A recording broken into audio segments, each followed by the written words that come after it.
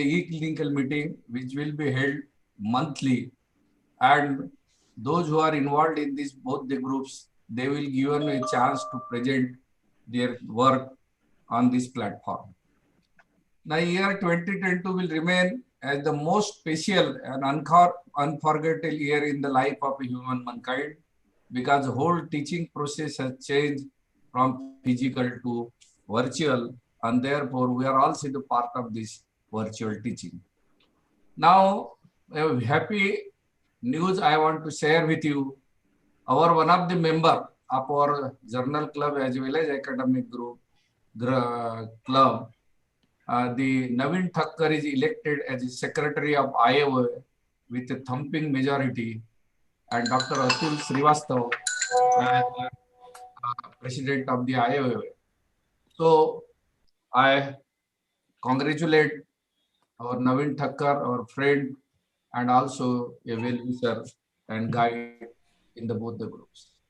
I welcome all respected speakers for this meeting, Dr. Mahesh Soni, Dr. Kashyap Adrishana, Sangeet Gawaleji, and there will be a case presentation by Pradeep Chaudhary, Girish Motwani, Arjot Singh, Guru Datta, and Rajendra Wankhede. So, a special thank to Tanna sir, who is a master of a masters, will be expert to guide us on various clinical doubts. And I also thank Ashok Sam and Neeraj Bijlani. And my special thanks to Dr. R.M. Chandak, who is a very enthusiastic in arranging such type of meeting, and knowledge, his philosophy is knowledge should dissipate to a district level orthopedic surgeon, excellence of orthopedic and technology. We must share with them so that we are benefited as a knowledge, as well as we can deliver a good to the patient, those we are serving. So thank you very much. And then I will hand over my proceeding to Dr. Chandak, who will conduct the further proceedings. Thank you very much, Gadigone sir. So we begin with our first lecture. So this meeting is dedicated for around 2 hours. There will be first 3 initial lectures. After each lecture, there will be 2-minute discussion. And then at the end, we'll be having clinical cases. So let me invite Dr. Soni. Dr. Soni, can you please share your screen, please? So he'll be talking on the Taro approach.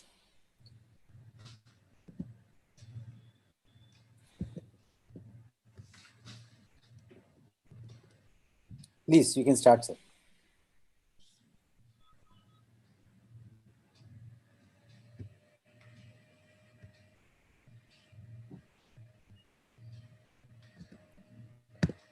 Dr. Mahesh Soni, you can share your screen. Yeah. In a minute. Yeah.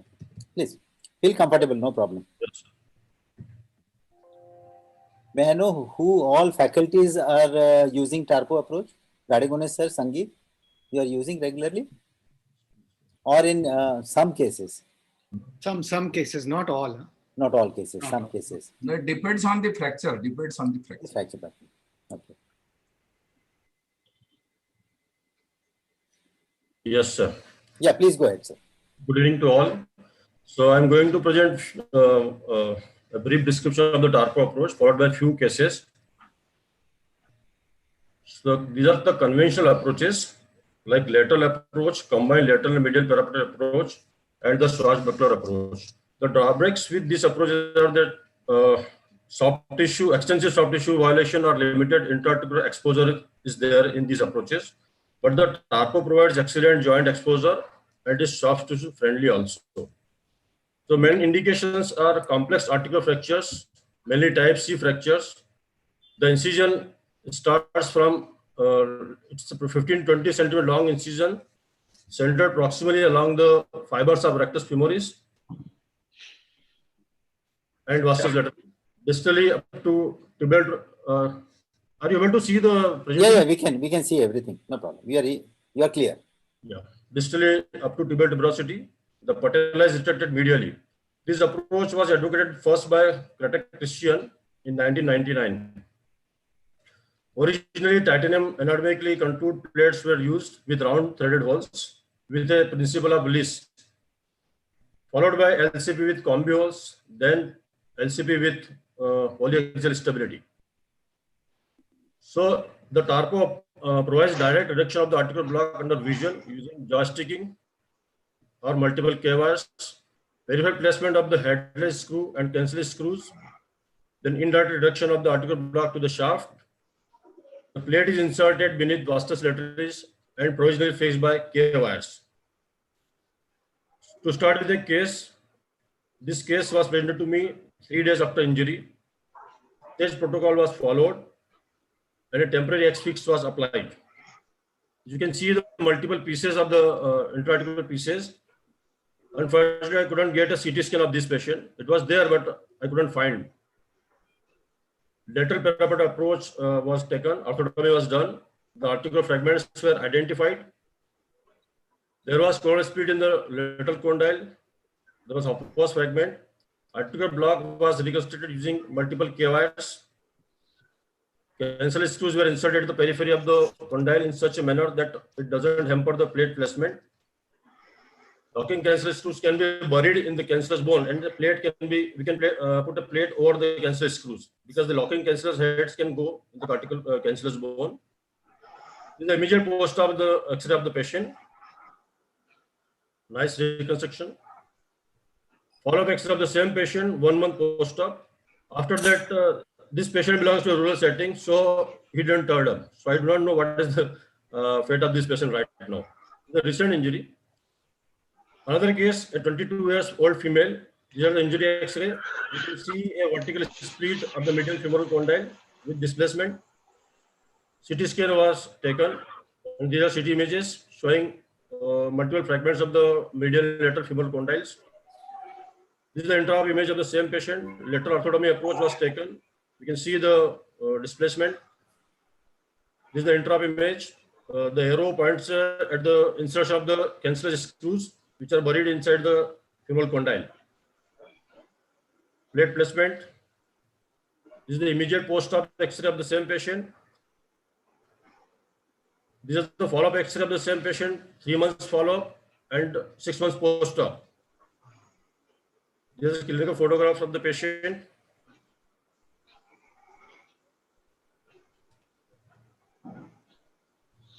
Excuse me.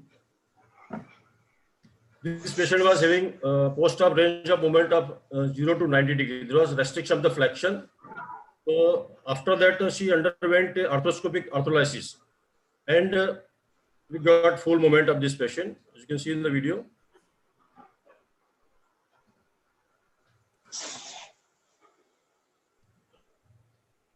So this is the latest follow-up of the patient just 2 days ago.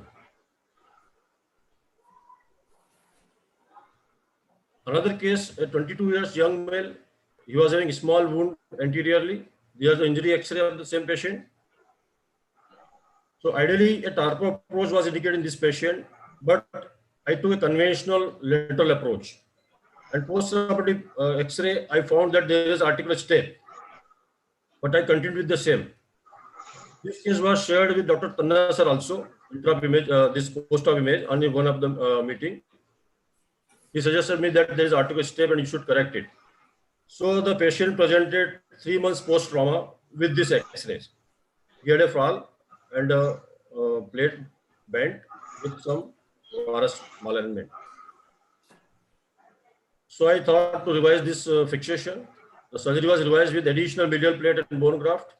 Intra-articular osteotomy of the medial condyle was done and the anatomy was restored. This is the immediate post-op. This is 2 years follow-up the same patient. Nice articular reconstruction. And this is the recent clinical photograph of the same patient.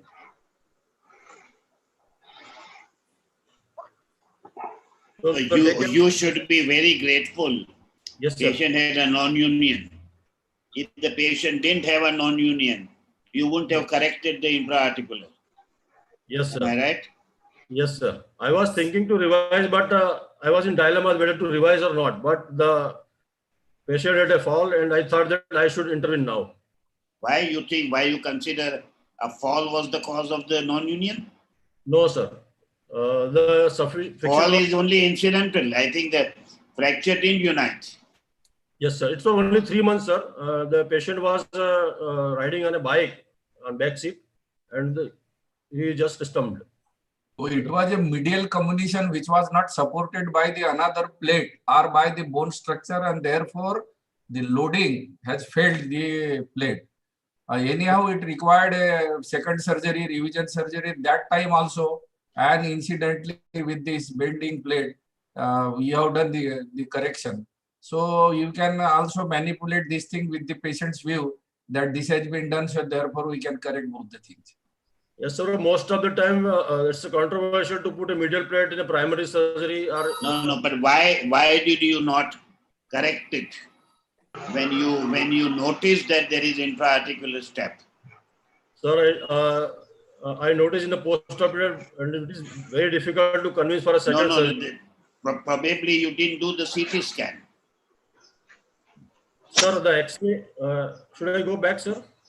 Few X-rays? No, you have not done a CT scan for that Yes, case, sir, no? for this patient, no CT scan. But the X-ray was looking quite okay, so I thought that. No X-ray, not looking okay. Yes. Can you go back to the X-ray? Yes, sir. So this is the pre-op X-ray, sir. Now here you can see very well it is intra-articular fracture. Yes, sir. But this is undisplaced. But with my surgery, it became more displaced. After putting the plate, it got displaced. 1 second. Yes, but sir, you haven't even put in the leg screw to start with. Yes, sir. You haven't put the leg screw. So even if you felt and you had observed it, you would have put in a leg screw. Yes, sir. So Dr. Soni is advising on the importance of Tarpo approach, where we can see by visual eyes and give a perfect correction. Here he has not done a Tarpo, no? Yes, no, sir. so it was not. That's why I'm saying that this patient was indicated for a Tarpo. No, I appreciate your conclusion. I think it's a very good case. Yes, You've shown that if you didn't do Tarpos, you missed out. Yes, sir. But I took your advice on this X-ray. It's about 3 years now. You just told me that you correct this articular step in a meeting. In a meeting, I showed this X-ray to you on mobile. You showed that you should correct this step. तो भी सुना नहीं तुमने हमारा. नहीं sir, बाद में सुन लिया. बाद में सुन लिया. Okay, doctor. Very good. So now I think what I would feel is if you can go back to the failure X-ray. Yes, sir. Failure X-ray. Yes, sir. One more. No, failure. That's the one. Yes. This is the typical picture when it fails. Yes, sir. Medial comminution. Yeah. No, medial comminution is not the only reason why it fails. Probably it is a contributing factor. Can you show the? Can you see the immediate post-op X-ray? Yes, sir. That's very good. Now here, as you can see, you have done a proper alternate screws. Very well done. It is about 11-hole plate. Yes, sir. And as Dr. Gadigune said, as you said, probably the way your theme is, if you had done the Tarpo approach, you would have corrected this and you would have put in the medial plate also. Yes, sir. Very good. Thank you, sir. Thank you, Dr. Soni. That was a good presentation and a good case. Very good presentation. Okay. Yes, sir. Can I now invite the next speaker, please? Yes, sir. I'll start share my screen. Kashyap, you can share your screen. Yes, sir. So today's 3 difficult presentations for articular fractures are there. So first was on Tarpo approach. Dr. Kashyap is going to speak on the use of Supra fibular approach. Is my screen visible and am I audible? You are audible, but your screen we can't see. Okay. You haven't shared it yet. Yeah, I'm just doing it.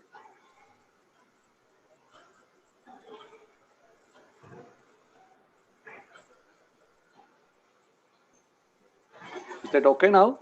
Yeah, we can see now. Thank you, Dr. Chandak sir and Gadegone sir for inviting me in this meeting again. And happy new year to all faculty members as well as the listeners. My today's talk is on anterolateral suprafibular head approach to lateral tibial plateau, which is essentially an extension of anterolateral approach which we do for a lateral tibial plateau depression type of fracture. I will just simply rub on the anatomy, which is most essential.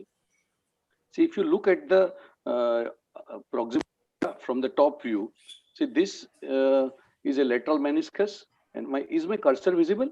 Yes, we can see. Yeah, okay. So this is a lateral meniscus, and this is a medial meniscus. This medial tibial plateau is a disc shape, while this is a dome shape. And this lateral meniscus is very much mobile, and it is comparatively smaller than medial meniscus. So if you look into the fracture cases, the lateral meniscus is quite frequently injured rather than a medial meniscus injury. Lateral meniscus is very frequently detached from the peripheral capsule. This is probably the reason, because it is bearing more weight whenever there is a fracture.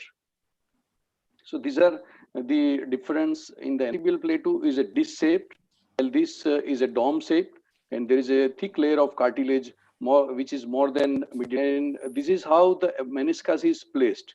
So it works like, a mobile bearing type. So whenever there is the lateral tibial condyle is, this is an Eglise paper, where if you can see the lateral tibial condyle fracture, it breaks into fragments, and it can, multiple fragments which are depressed. So we typically get a depressed kind of in a medial tibial plateau.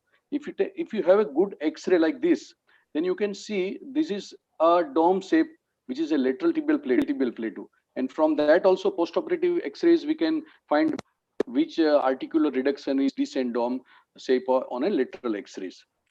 So the classification which we classically used were Sasgar and some other, but now we usually use this Chinese classification, not a Chinese virus classification, which is very famous, which is city based, which is by Fluo and all. So they, they divide into three columns. One is a lateral, and again the posterior is subdivided into posteromedial and posterolateral. This classification essentially gives you cause for concern, because many of the fracture which are there in this area are not exactly accessible from this area, not from approach, Frost approach and fibular osteotomy approach.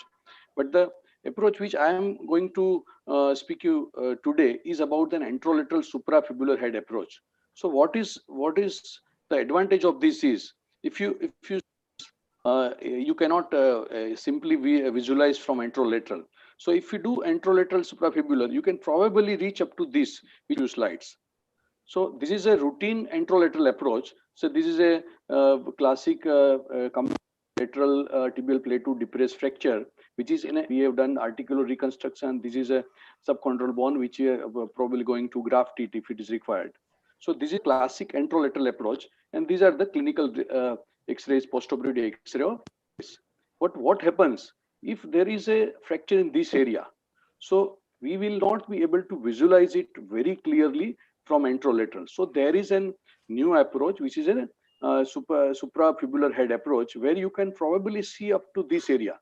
We may not put, but there are many cases. If you see, there are variety of 4-5 type of cases where it is going deep posterior. There is a posterolateral fragment with a flimsy posterior wall. So these are all cases where we need to see posterolaterally, but we may not require to go in that area.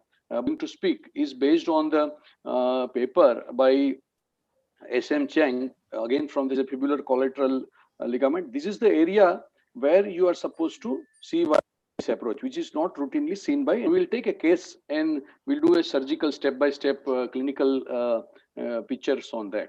So this is a case, lateral tibial condyle depressed fracture. This case, probably you can do it from the anterolateral, but for the sake of explaining it, I am doing suprafibular head approach on this case. So this is the position of the knee. This is the patella, this is head end, this is the foot end, this is a tibial tuberosity, this is fibular head, and this is a Gerdy's tubercle. And this is kept on a knee board. If it is a isolated lateral tibial plateau fracture, and I'm doing from the lateral aspect, then I will keep a knee board under the knee. Otherwise, if it is a bicondylar fracture, then I will take a sterile pillow which I use as a knee board while doing lateral work, and while doing a medial work, I remove that. So this routine, if you do anterolateral, the incision is like this. But because we want to go posteriorly, this is not described, but I do it routinely. I count my incision like an S shape. This is a Gerdy's tubercle rather than straight centered incision. I take it little bit on the posterior aspect proximally. After skin and subcu, this is a Gerdy's tubercle. And if you keep on palpating here, you can palpate a fibular head here, and you can palpate a lateral femoral condyle, epicondyle there. So if you roll with your thumb, then you will be able to palpate FCL, fibular collateral ligament, before in fact opening this. So you have a fair idea where your fibular collateral ligament.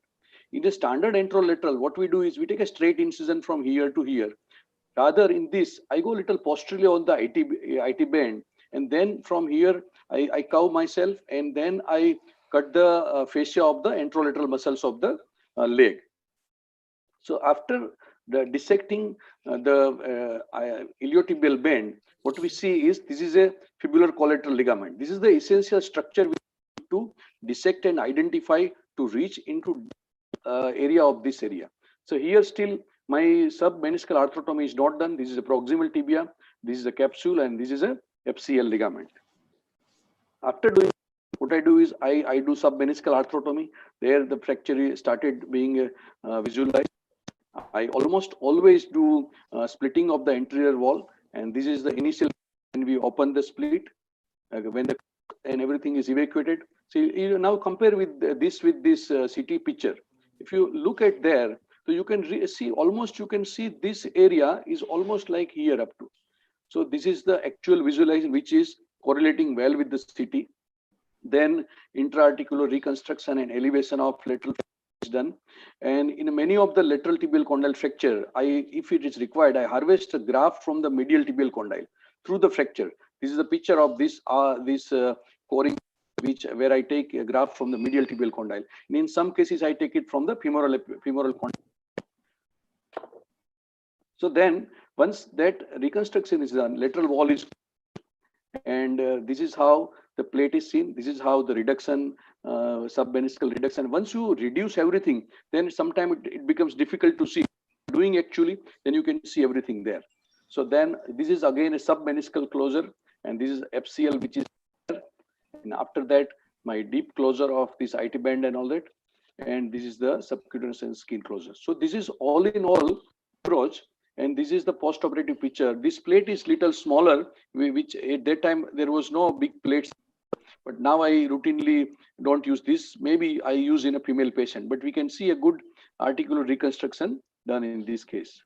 I'll take another case. No, just a minute. Yes, sir. Just a minute. Yes, sir. Go back.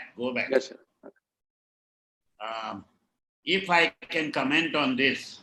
I know this is actually suboptimal for a posterolateral, but because this case was the next cases which you will see subsequently, we will have this principle. No, just a minute. I hope you don't mind me. No, sir. I would like to learn a lot from you, sir. Lateral condyle. Yes, sir. You haven't compressed it. There is no leg screw outside the plate. Yes, sir. That's the reason you can see the outer border of the femur.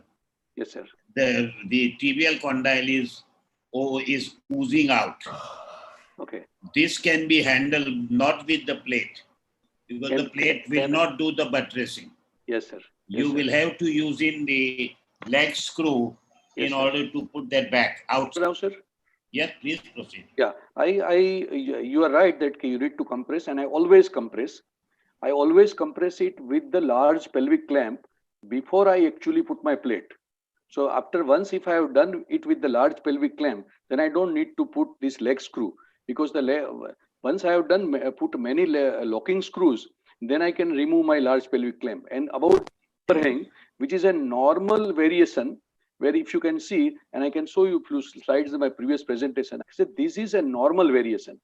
This variation we need to understand.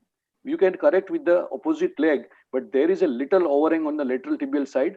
I don't want to see that. This is because there is a surgeon like you, specific. Yes, sir. I would feel you can see the lateral condyle. Yes, It sir. is not 100% reduced onto the just below.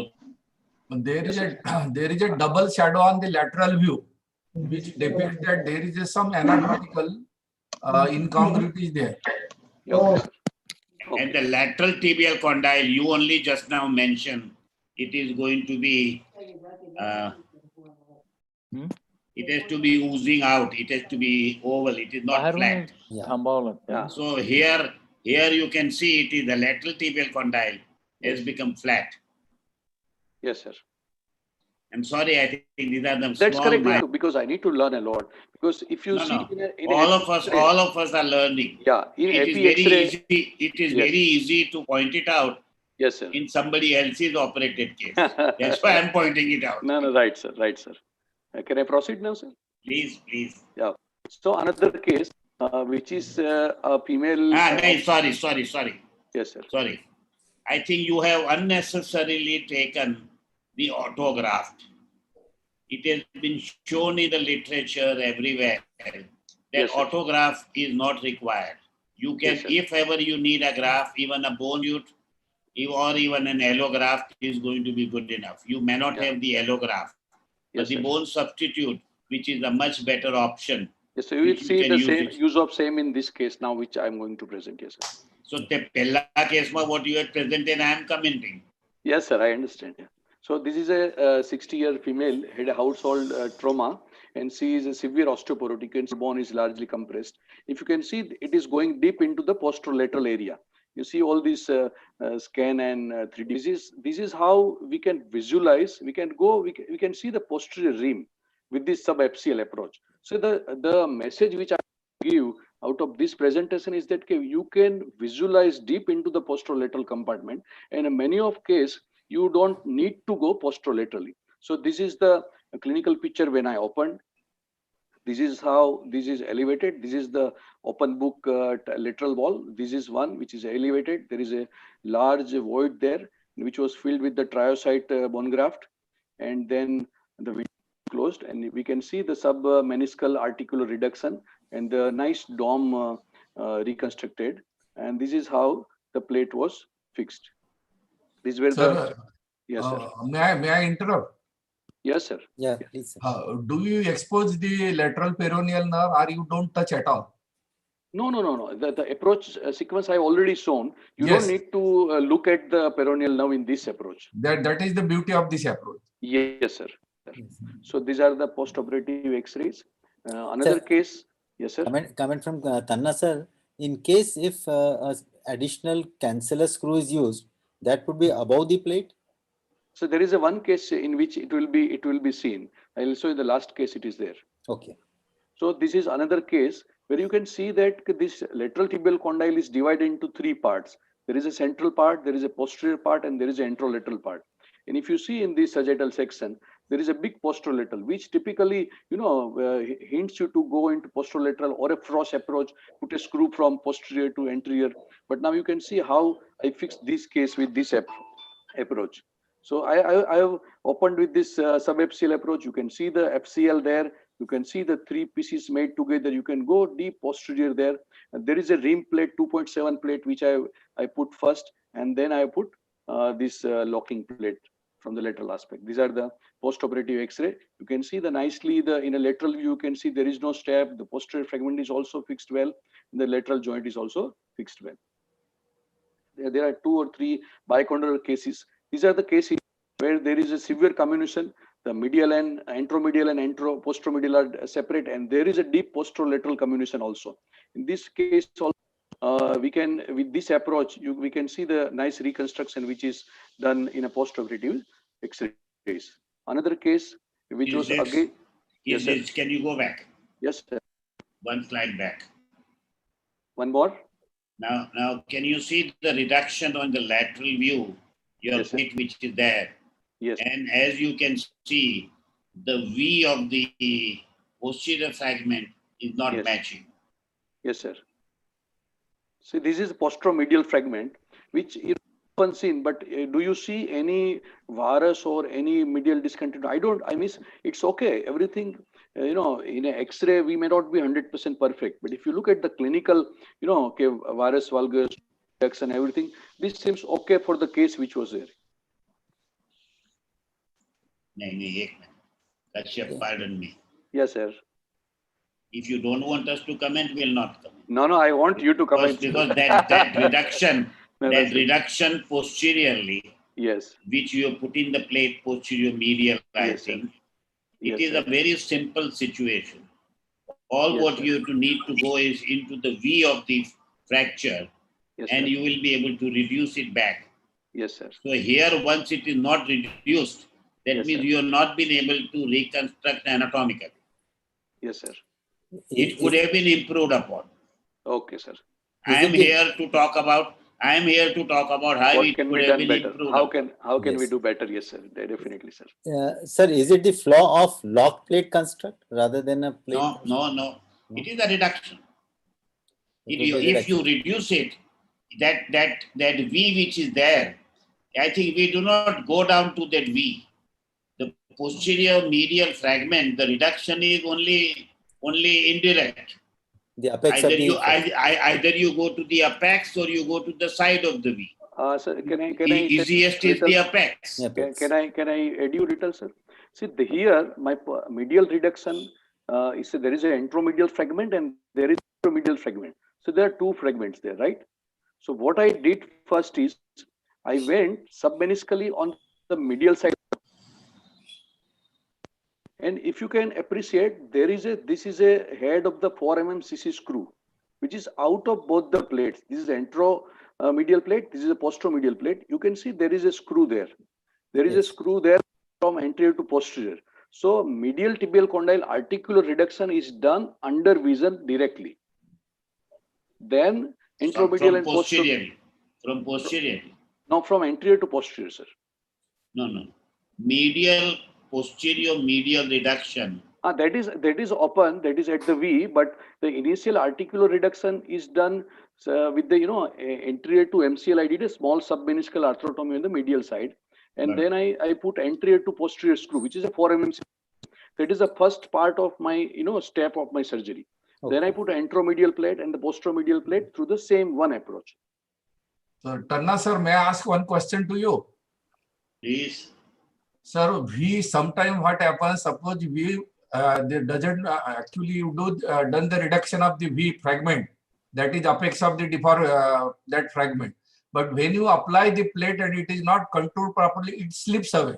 So is there any trick to keep it there only? It is a buttress plate. Yes. You do not have to do anything. First, you have reduced it, and if it is a buttressing it, those screws into the proximal fragment are not doing much. Yes. As a matter of fact, it may give you the problem. So those screws are secondary. Can I comment? Yeah, yes, of yes, course. Sir, the issue here is what sir is concerned about the step seen in the lateral view on the X-ray. Kashyap, can you point out with your cursor? Yes. Okay. Now, the success of a buttress plate depends on where you have put your first screw. And exactly. And that literature is very clear where you should put it. It should be 3 to 4 millimeters proximal to the apex. So where your cursor is, that should be the location of the first screw. Then only you will be able to buttress it. And Dr. Gadigone had pointed out that why does it slip? Because effective compression of a buttress plate comes with only this single screw. Then only it will glide and fix, or the reduction will be maintained of that fragment. So that first screw. Is it clear? Yeah, the first screw is the most important screw which you put in. Yes, sir. All other screws are probably radiological. Yes. And also, now this is a thick plate. If you use a thin plate, then the plate opens at both the ends, proximally and distally. Yes, sir. So it should be, the plate is held in position by 2 or 3 kVs and then you put this apex screw. Is that what Sangeet you would like to do? Yeah. Okay, perfect. Okay. Can I go ahead? Yeah, please. Yeah, okay. So another case. તને આટલી ઉતાવળ શું છે? No, because I was supposed to finish in time. Otherwise, I am not in. But we are not allowing you to finish in time because we are trying to learn from your cases. Yes, sir. So this is another case. It was again a One thing when Gadi Gune and Chandak, they do the meeting, Yes. they give you this time schedule. Yes, sir. But also they tell you that it doesn't have to be maintained. Yes. We have to learn out of that. That is the purpose of the meeting, that it should come out something. Yeah, we should learn out of that. Yes. Chalo, aage chalo. Okay, sir. So in a complex bicondylar, there is a posteromedial big fragment. Then there is a deep posterolateral plate to fragment, severe comminution and depression. And there is also a posterolateral fragment in the lateral wall, which you previously somebody asked how to put a screw, standalone screw from there. In this case, I have one fragment with this screw. So if you look at these are the post-operative images. There is some issue with the. No problem. Take it easy. Yeah. Go ahead.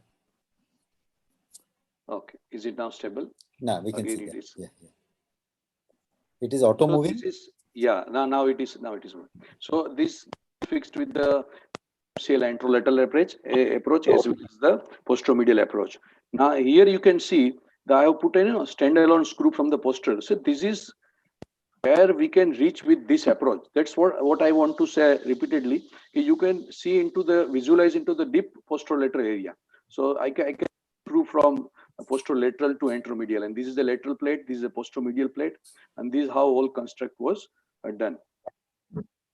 And the last case where can you go back? Yes, sir. Now if you see the medial condyle, go back previous slide. There is some issue with the presentation. Okay. If they're going back or if they're going. Yes, sir. Next one.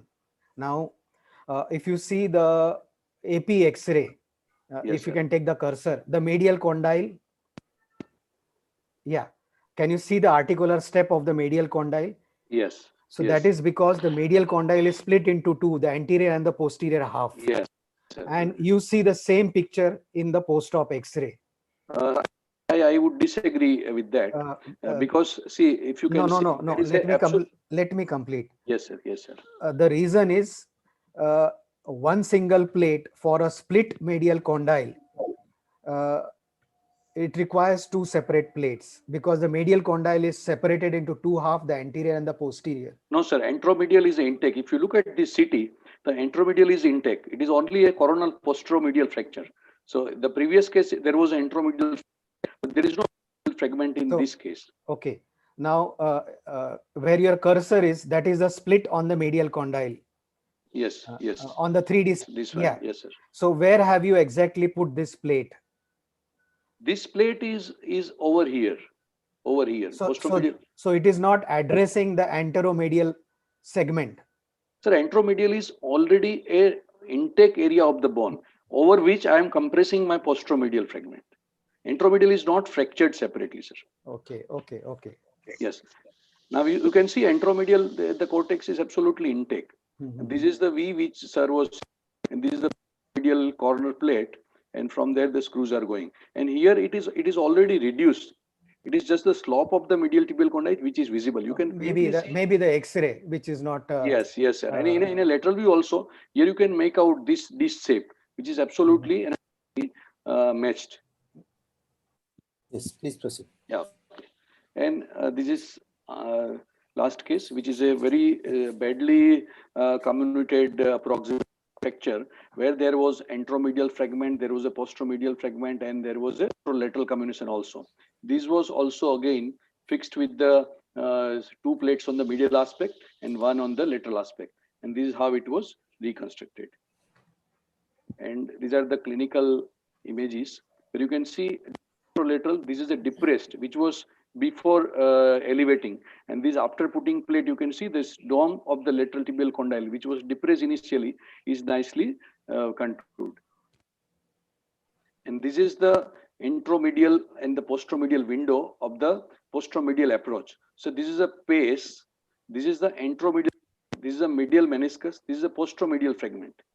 Now, if you can see on the after the reconstruction, they are reconstructed nicely. These are reduced under vision. This is MCL, this is meniscus, and this is a small submeniscal arthrotomy, which I always do when there is a coronal medial tibial condyle fracture, so that only if you only reduce at the apex, there are X-rays.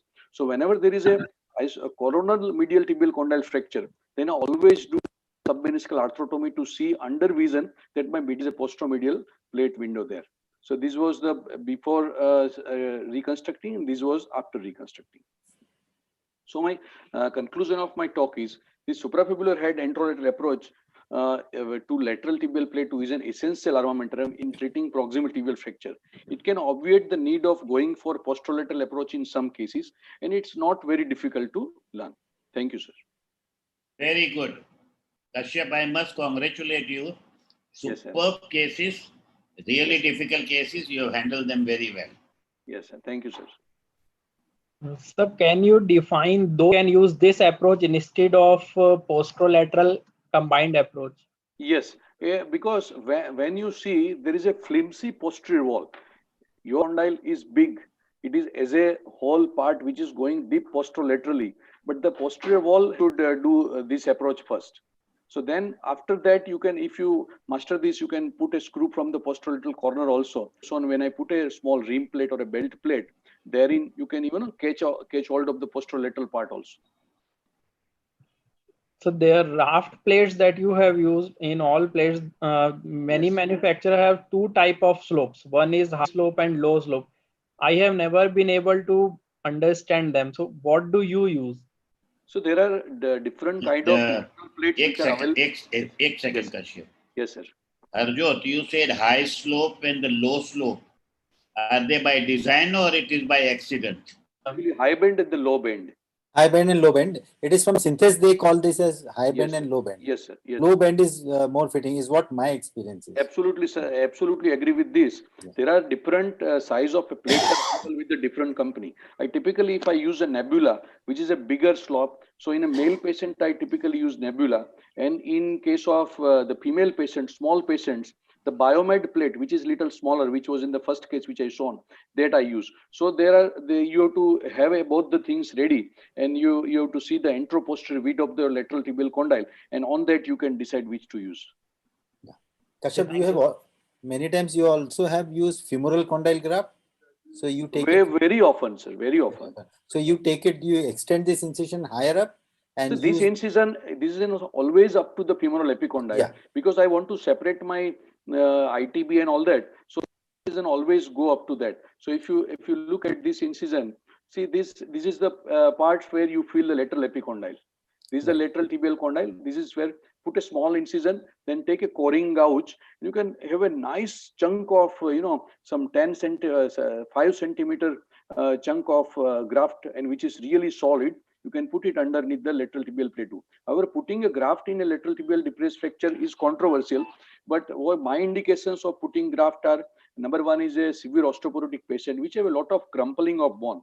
So rather than resting your lateral tibial condyle over screws, it is better that you put some biological or some artificial graft there. Second thing which I feel is, when even in a younger patient, you should have a subchondral 7 to 8 or 10 mm bone through which your screw pass. That subchondral bone is very thin. Therein actually your screws are not going to hold any subchondral bone. In those cases, I again put a graft. Okay. How do you measure? Have you ever done an epicondylar osteotomy? I have done epicondylar osteotomy. Because that is it is also the approach which is described, almost the same thing. Yes, sir. Yes, sir. Reaching over here, there are two other approaches. One is a femoral epicondyle osteotomy, and another is a fibular osteotomy. But after I have been using this approach for 2 years now, I didn't need it anytime. I have once done femoral epicondyle osteotomy in a case where I wanted to learn. The case was simple, but what happens actually? When you do femoral epicondyle osteotomy, you remove the insertion of FCL as well as the popliteus altogether. And then when you reflect it, so you actually land up on the above the meniscus. So if your meniscus is not separated from the capsule, then you will not be able to visualize your lateral tibial condyle actually, because you are above your meniscus, right? You're getting what I'm saying. So Yeah, when, yeah. yeah. For that purpose, for that point, Dr. Yeah. Christian Kretek has described the Gerdy's tubercle osteotomy. He takes a flip of bone and then reflects it higher up. Yes, sir. There you are beneath the meniscus. That's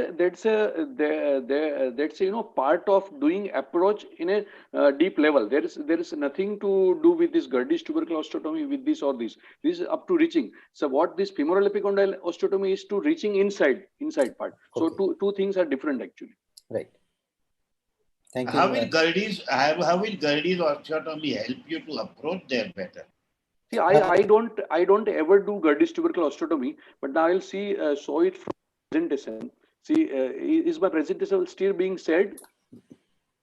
Yeah, we can see that.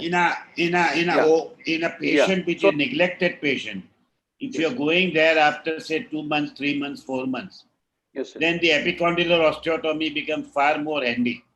Right. Okay, sir. Right. Okay, sir.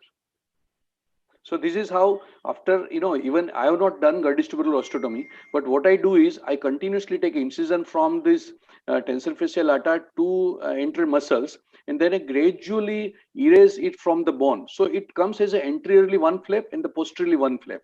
So even without doing Gerdy's tubercle osteotomy, I elevate all my IT band anteriorly and the posteriorly. Then at the end of surgery, this is very nicely closed. Okay, perfect. So closure is fine. Kashyap, Yes, sir. actually, to take a graft from medial or lateral condyle, which will be the preferred medial condyle or lateral condyle? For which purpose, sir? For this purpose? So, because this was an isolated case of lateral tibial condyle, what we do is from this fracture area, I go into the medial tibia. I borrow, a little bone from to put it under the subcondyle area. So that's the one way it can be possible only lateral tibial condyle fracture. But when there is a bicondylar, you can't go there. Then you can take it from this area, from lateral femoral epicondyle. You take a covering gouge. This gouge actually takes a chunk of graft. I have actually video of this approach, but there is no sound, in which this actually is done under in that video. Yeah. Oh. Yes, sir. Next, Sangeet. Yeah, Sangeet, now it's your turn. We'll be having a discussion on. Thank you, sir. Rajendra, before yeah, Kakatkar sir, please. Kakat sir, welcome. Thank you. Yeah, please go ahead.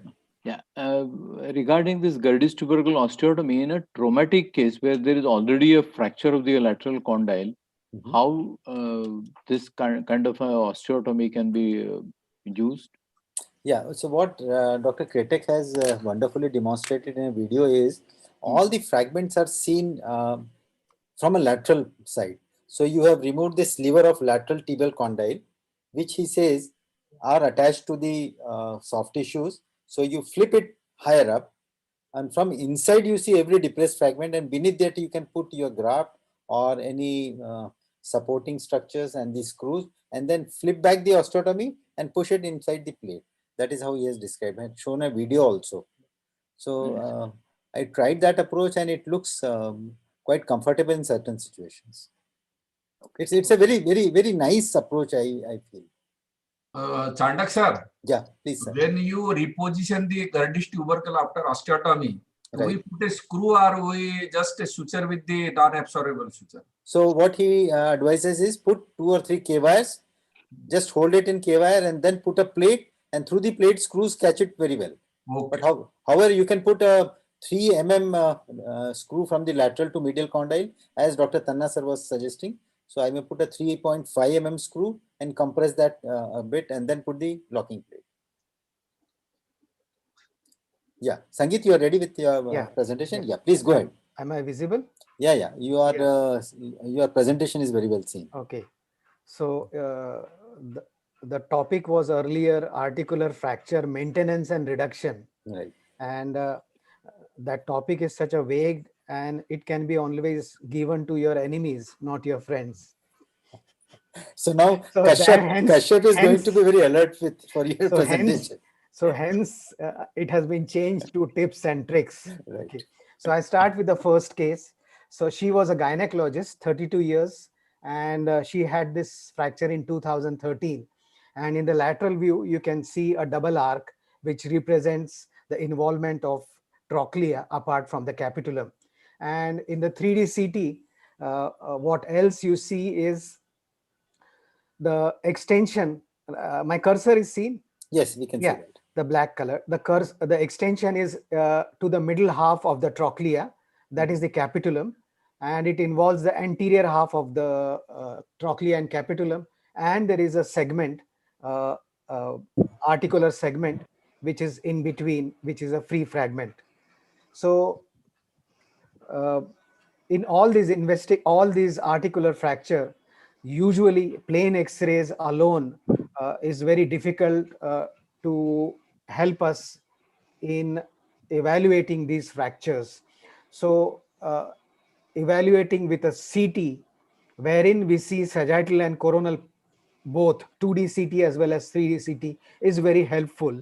Not only that, but you can ask the radiologist to subtract the other half, intact half of the joint, that is the radius and ulna. If it is subtracted, you have a very good view, and that can help us in the planning of your screws, what implant will be using, and what will be your exposure. So other most important is there is no role of percutaneous fixation in this type of complex fractures, which involve small articular segments. Most often, and they all require a good exposure. Most often, uh, if you give a good traction, either manually or with a fixator, it helps in reducing particularly the lower limbs, the distal femur, the distal tibia. It helps in reducing this fragment, and then you get a fair idea where you would be locating your plate as a buttress plate, how well you will be reducing that. And if it is so bad where you don't have any uh, orientation of the normal anatomy, what you can take out, say for here, a distal humerus from the skeleton of this is right side, and keep it besides on the other table, and you have a fair idea where you would be articulating and where you would be fixing these small fragments. Always to avoid the fragments from falling down on the floor, uh, keep a K wire, position the key wire, insert it in that small fragment, and you can use it as a joystick. Even if you have to take it out on the operation table, keep the K wire attached to that fragment so that it doesn't fall down, and you avoid handling that fragment very less. Two useful instruments which I always keep while doing these types of fractures are the small bone hook, and then in a AO set, you have the small hook, which is used to clean the flute of the drill bits and the tap. So these two instruments are very handy for reducing these small fragments. And once you reduce that, then you fix it with K wire, which is temporary. And for capitulum and the distal shear fractures, they are best reduced in extension. So each, like tibial condyle, there is, काय करणार आहे? Please proceed, Sangeet. Sorry uh, for that interruption. Please proceed. like tibial condyle, they have a particular position. For the medial condyle, how best, like whether they reduce in flexion or extension, or a posterior malleolus, whether they reduce in dorsiflexion or plantarflexion. So each joints have a particular way by which you can, for this particular fracture, they are best reduced in extension.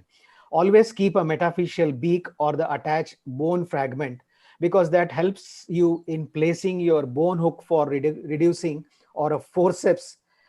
You can aim the forceps, tine of the forceps, the tip of the forceps on this, and then you can use that for compression.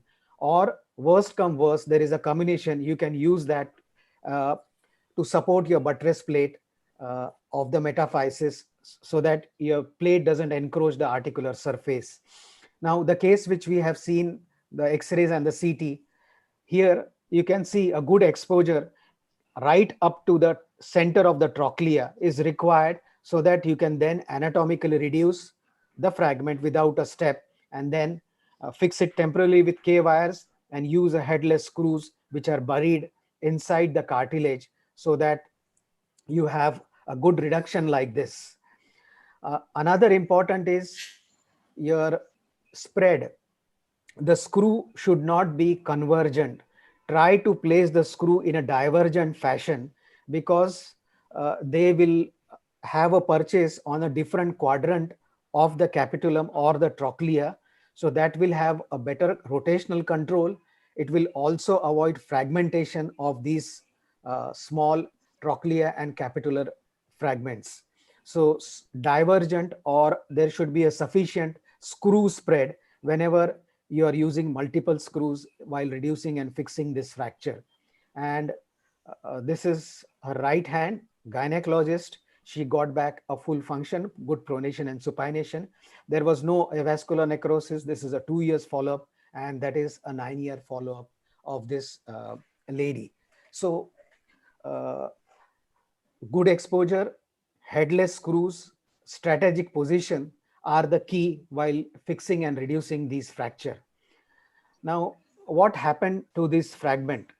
It was a free fragment. We have not attempted to fix it.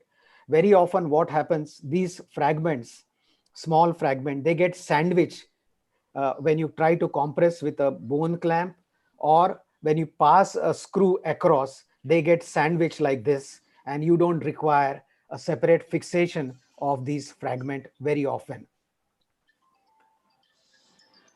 This was a young adult wherein there is a involvement of the lateral condyle. There is a shear fracture which involves capitulum and trochlea, and this brave surgeon fixed it percutaneously like this.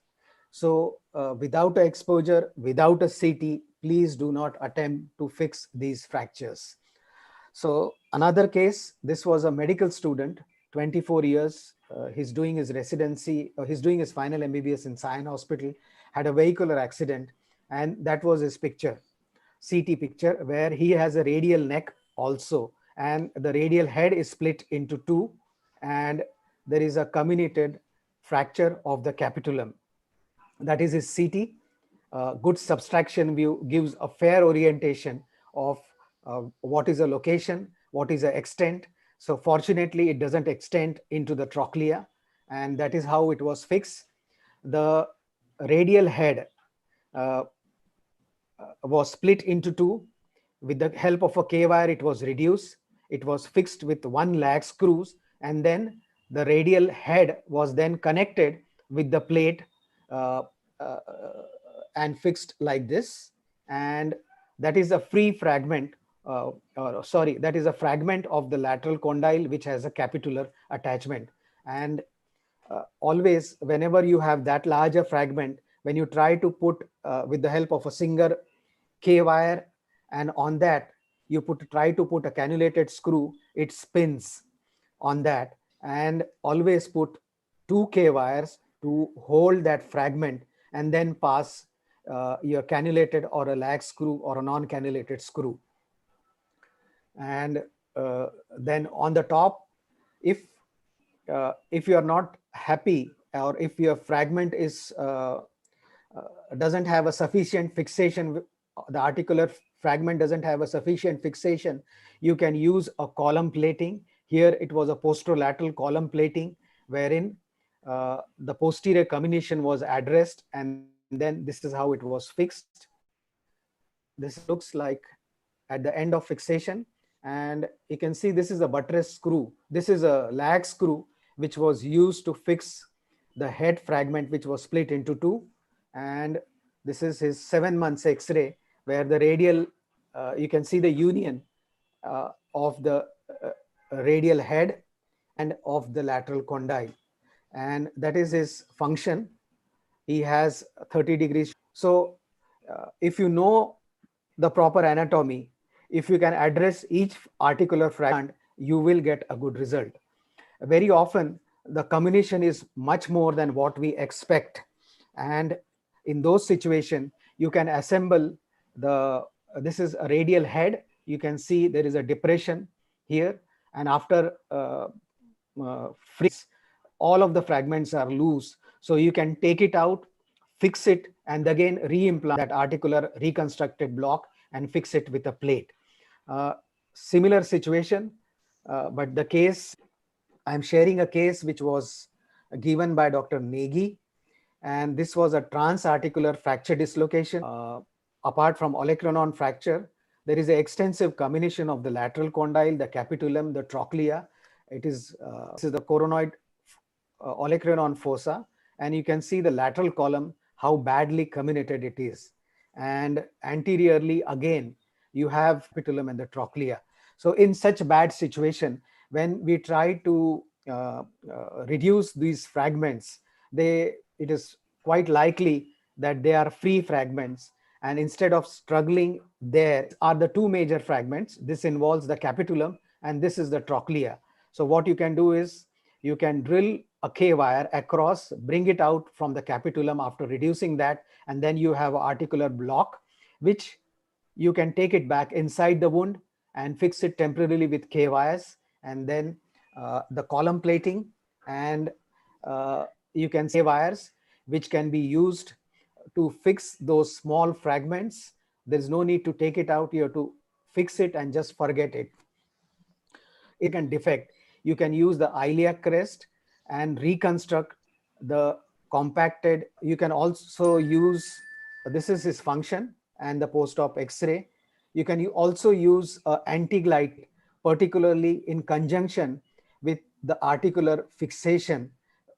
When you feel that you have inadequate fixation, even with the column plating, you can use to support your articular segment.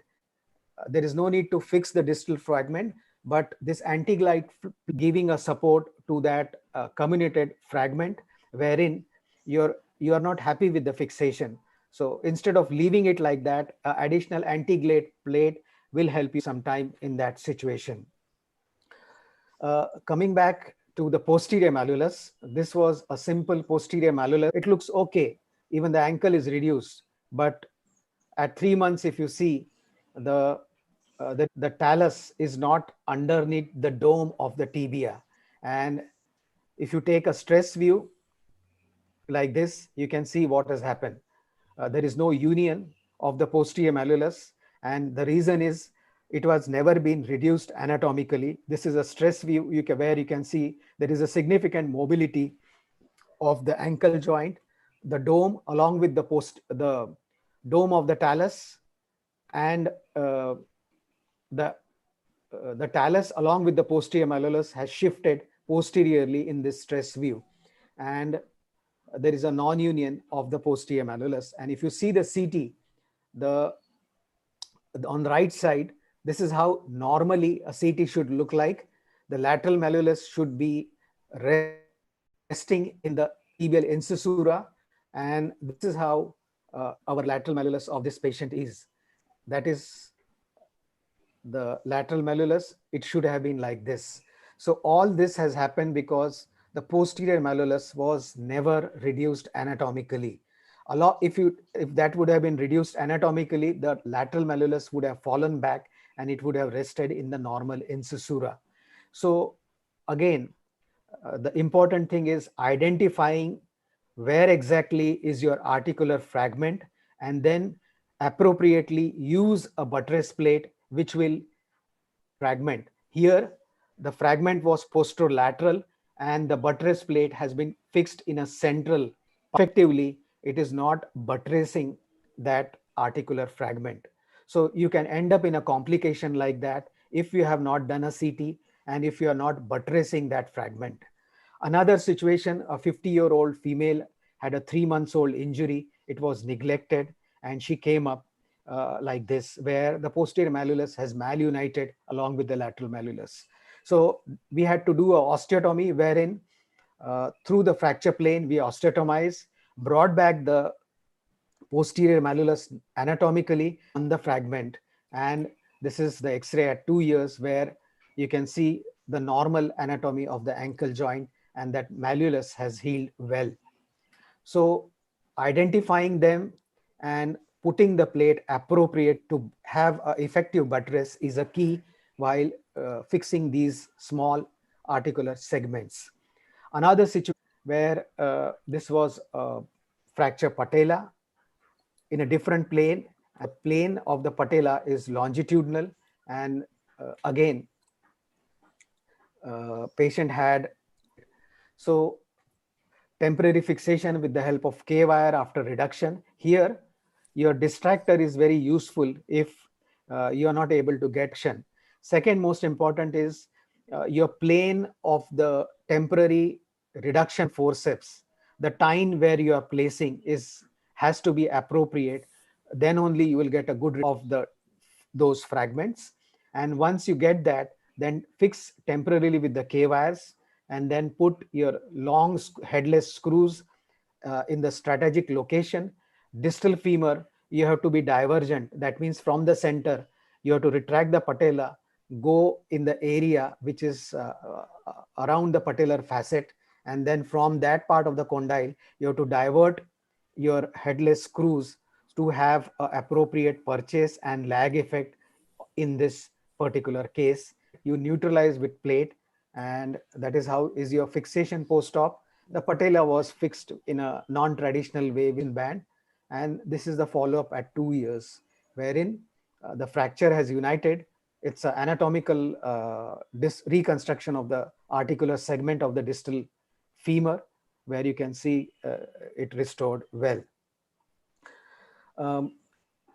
In more comminuted fragments, where there is a multiple loose fragments, where there is a compression impaction of the condyles, they are best elevated. These fragments can be taken out of the wound. You can go through the fracture plane, try to elevate, or from the metaphyseal fragment or from the metaphysis, try to punch it down, restore the anatomy.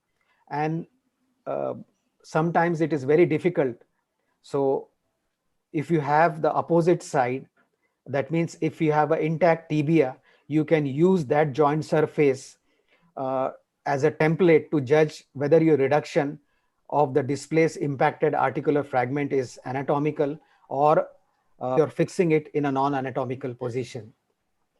So this is one such case where I'm showing only the intra-op pictures, where it was depressed, and then we restored it with headless screws and then fixed it with a really of non-anatomic reduction of or a failed fixation is same.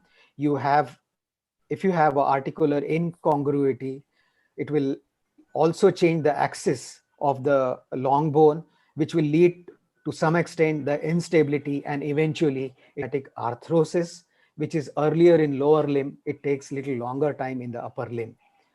And to conclude, scan is a must for before you go ahead with fixation, so that you identify what is the configuration of the distal, identify how much is the comminution, a good exposure so that you don't struggle for reducing these small fragment. And now we have appropriate implant like pins, headless screws of various size. You have absorbable screws. You have other suture anchors, which can also be used in some situation where there is associated ligament injuries along with the avulsion fragments, or buttress plate to support or to be used as a skin. You must check the stability in motion so that you get a congruous arc of a particular joint function of a particular difficult fractures. So thank you so much. Thank you, Sangeet. I must compliment Sangeet, because you have made such a difficult topic so simple by your masterly presentation. Congratulations. Thank you. Sangeet, it's very great. Sangeet, Yes, sir. Yes, sir. I feel I was mesmerized from the first slide to the last slide. There is nothing you can comment. I think it is something wonderful. One of the wonderful presentation I have heard from you. Thank you, sir. Terrific. One question to Dr. Sangeet. Ankle case which you had shown, the posterior malleus, was the patient diabetic? No, not diabetic. 50 years old. Okay. Very active lady. Okay. Why you are asking that diabetic? Sir, it seems that in diabetic patient we get such a picture, loosening of the implant and charcot. Even That is the extreme. You are talking about the extreme case. Usual for this posterior malleus, means pictures was looking good, and the subsequently it started subluxating. That's why I'm asking whether the patient was diabetic. It was not reduced only. Yes, sir. Sangeet, any experience in the volar shear fracture of humerus of fixing a screw from medial side to the capitulum? So that is possible only if you have taken two separate approaches. And what are your tips for enlarging the approach from the lateral, anterolateral? Many times that's a real difficulty of managing these volar shear fractures. Right. So do you use distractors or some? Yeah. No, sir. No. Like if you have that larger fragment, the common extensors are attached to your fragment.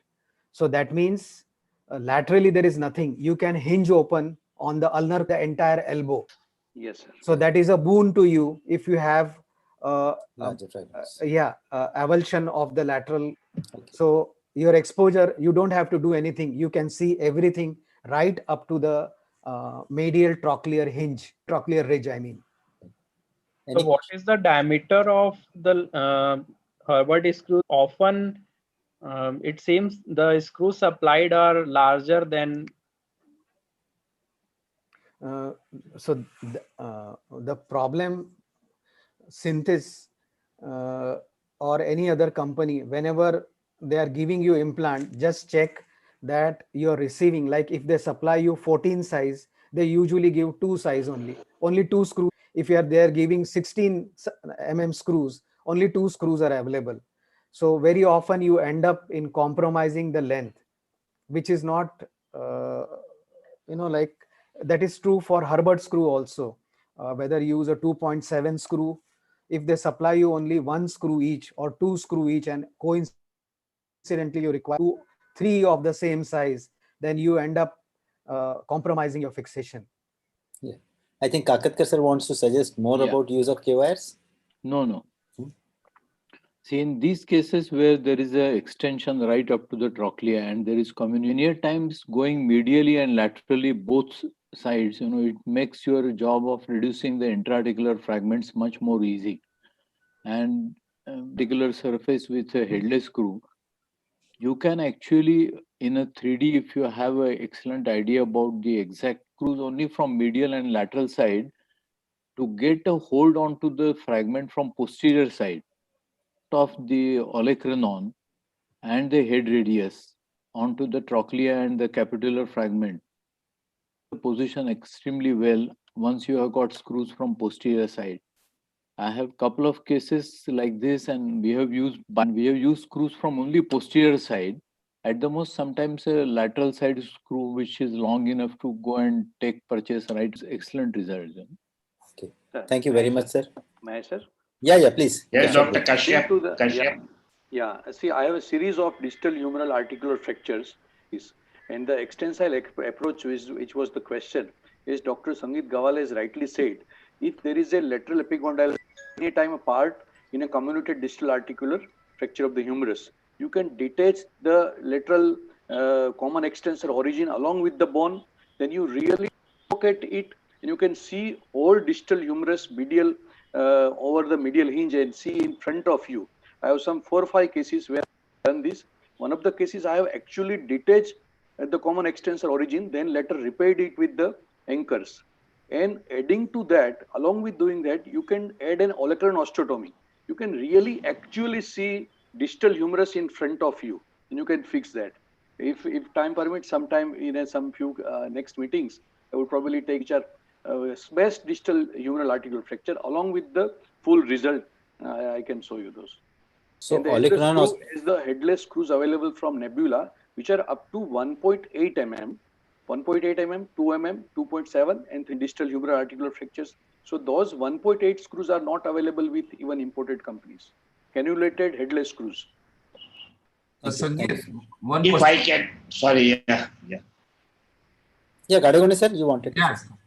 Sangeet, when you do a articular reconstruction out of the body on the table and then it. So what is the fate of that articular surface in due course of time? Is there avascular changes occur or it is reconstructed in a perfect anatomical restoration? For the capitulum and the radial head where I have done the most, or the distal femur, there is no avascular necrosis. The reason is like otherwise also they are free floating fragments. And what happens is like inside, if you make multiple drills for fixing them, reducing them, you put multiple wires, they fragment. And then everything is lost. You cannot, they are not fixable. Okay. Anna sir wanted to say something. Your struggle is less if you do it outside. I'm talking about Dr. Kashyap. He's talking about nebula. Mainly, I think because the nebula is really manufacturing almost everything. He has everything available because the nebula boss, he works in his own city. And that's the reason he has got everything. Even to Bombay, I think it is not available to us. So I have all the periarticular set and everything. Yeah. Marked in.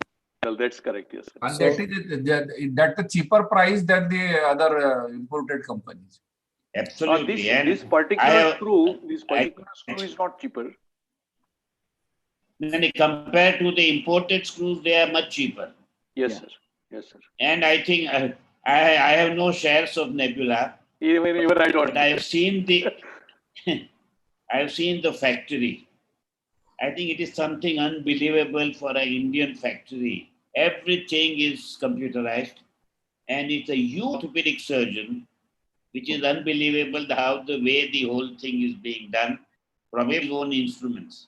Probably the income from the orthopedic practice is like peanuts. Probably harvester which Kashyap showed is again from nebula only.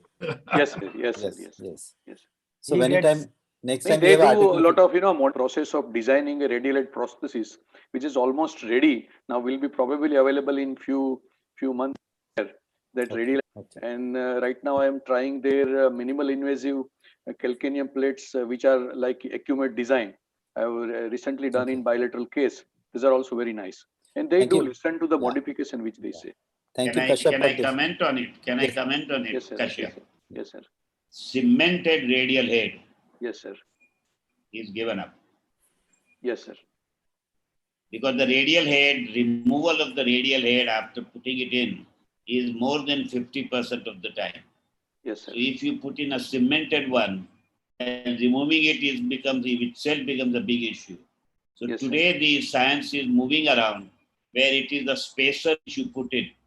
Yes, so sir. if ever you want to remove it without struggle, you can take it out. So yes, before sir. you introduce your radial head, let yes, me sir. warn you this. Yes, sir.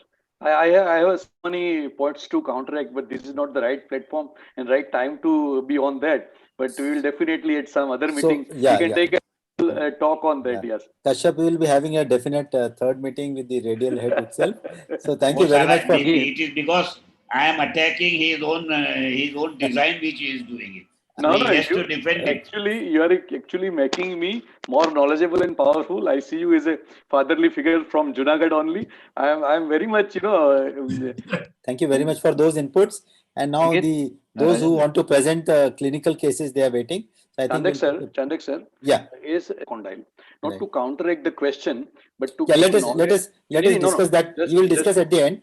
One slide to show, which if your time permits, then let me know. Yeah, we'll at the end we'll definitely one of the part percent is not saying, therefore you can have a better time. Yeah. So that's one slide only, which is anatomic slide. Yeah. So we now invite Dr. Chaudhary to present his case on Shefford-Crook deformity. Share your screen, please. Yes, I am doing it. Yeah. So we have wonderful 4 cases. 4 present. We'll be having a discussion also. There you can share your screen. And Dr. Kakatkar wanted to present something we can discuss. You want to have one quick comment, sir? What company's plate you use for the radial head? Synthes, sir. Synthes. Yeah. Okay.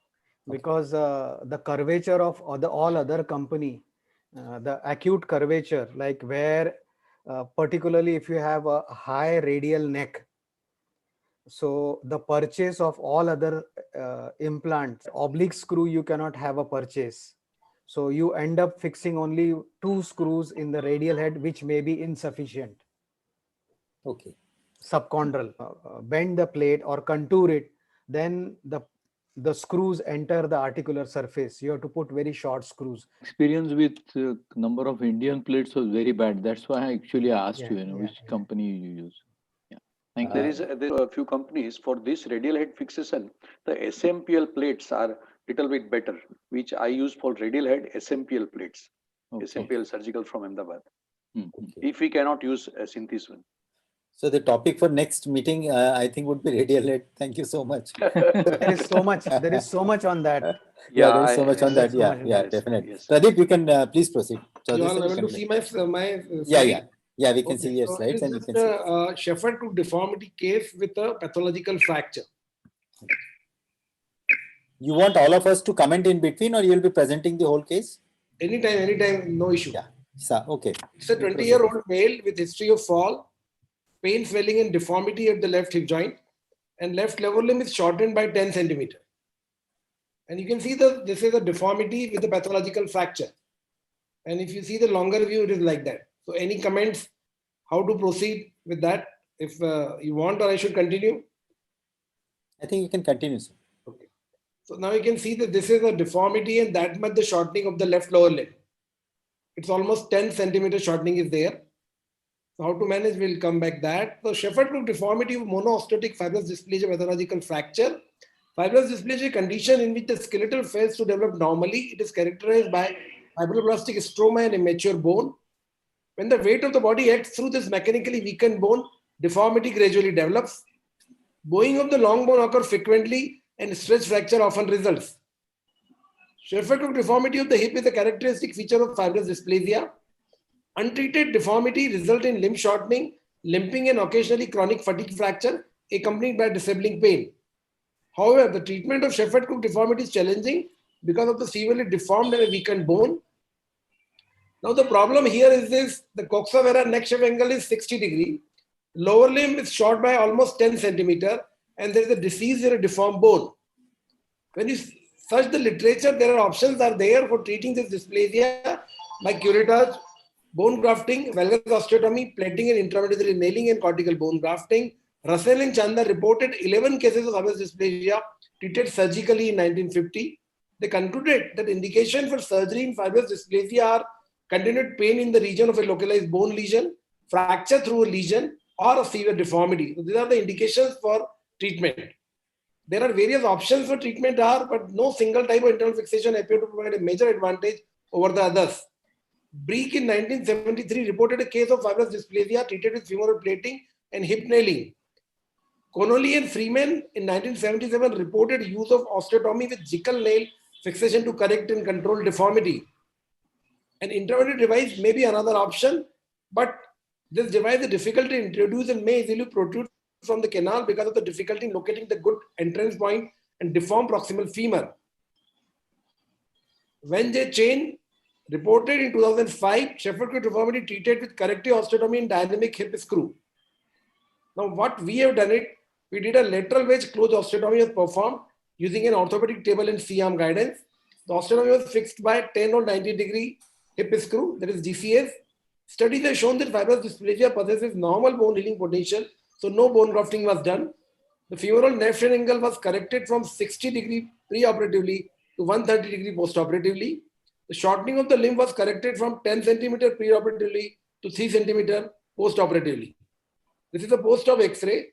At the apex of the deformity, osteotomy was done, a lateral osteotomy was done. This is a fracture site is there, and a 95 degree DCS is applied. This was the original preoperatively shortening, and it is almost corrected with just 2.5 centimeter, 3 centimeter shortening remains there in the limb. This is a picture at the 2 month. This is at 4 month. And at 1.5 years, the fracture is completely united with the correction of the deformity. I happened to operate another case, and then I published this case in Journal of Orthopaedic Education as the 2 cases, the case report in Journal of Orthopaedic Education. Thank you very much for your patient hearing. Thank you very much, Pradeep. That was a wonderful case. Any experiences with management of fibrous dysplasia and the modality of fixation in proximal femur, Sangeet? You would like to comment? Yeah, there are two things. Without drawing the mechanical and the anatomical axis to plan where is the apex or where is the cora of the deformity, I think one second is it is a dysplastic bone where the healing potential is, but if you do it at a younger age, uh, the dysplastic bone, like whatever graft you put, it is replaced by all dysplastic bone again. Even if you put a cortical graft, again the cortical graft is replaced by a dysplastic lytic bone. So what is recommended is an intramedullary implant where subsequent pathological fractures will not occur. Right, I think that's a great Are input. you what I'm saying? Yeah, that's a great input because yeah. And if you put yeah. And second is the cortical bone, it takes a longer time to resorb as compared to cancer. A cortical bone should be used like a fibula whenever there are defects or whenever you are want to fill the fibrous fibrous defects. પરંતુ Sangeet sir, recurrence is a very common thing, and therefore we have to tell the patient that you may get a recurrence and you may require. Otherwise, what will happen? The patient feels that everything is done rightly, and within 4 or 5 years, then again recurrence occurs and there is a pathological fracture, which I have. So to them, it is a failure of surgery, not the recurrence. Yeah, they always interpret as they always interpret as failure of a surgeon, not the recurrence. We have to always give a guarded prognosis that it may recover because you are not removing the diseased bone actually. You're just making a correction of the deformity and the agree. So well, thank you. In this kind of a situation, like osteogenesis imperfecta, if you do a multiple level osteotomy, especially if the deformity is so severe and sometimes it fragments, putting an intramedullary fixation becomes much more easy, and the overall. That was a wonderful case. After this, we move on to the second case by Dr. Girish Motwani. Girish, you are ready.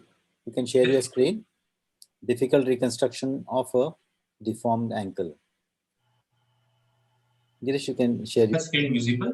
Yeah, we can see you. Go on to presentation mode, please. So after the femur deformity, we are moving to one other deformity of the ankle.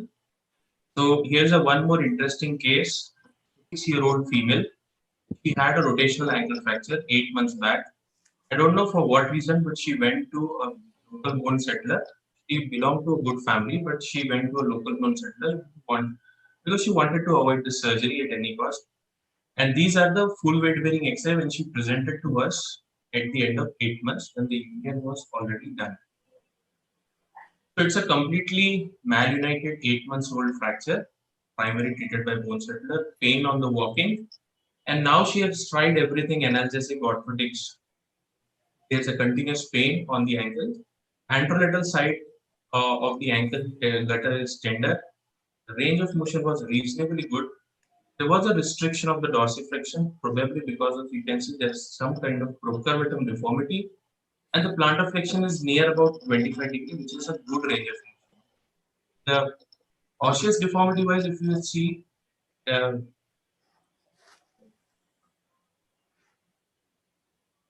yes, so there's a fibular malunion, the shortening rotation of the fibula. Posterior malleus, definitely it is a shortened and malunited. Posterior talus was uncovered. Syndesmosis looks good, but it is contracted because of long-standing malunion. There was 10 to 15 degree true ankle valgus deformity. Subtalar joint was absolutely normal, supple. There was no hindfoot deformity below the ankle, and there was a limited ankle arthritis. You can see the joint line. You have a good range of motion in a young patient. So these are the CT images which we have advised. Sorry for the little bad images because they are zoomed image. So here you can see there is a contracted posterior malleus, posterior talar uncoverage. Syndesmosis looks good, but there is a contraction. There is a limited ankle arthritis. We call it Takakura stage 2. when there is a subcontinental sclerosis, no cyst formation, and the visible gap. And the medial gutter was also looking good. So directly, I'm going to give you the 4 options to all my senior friends. And Tanna sir, malunited, pronation, external rotation, injury, young patient, limited arthritis, good range of motion, 8 months. Of course, there would be only 4 options. Either you go for arthrodesis or you go for the ankle replacement. Second is realignment surgery.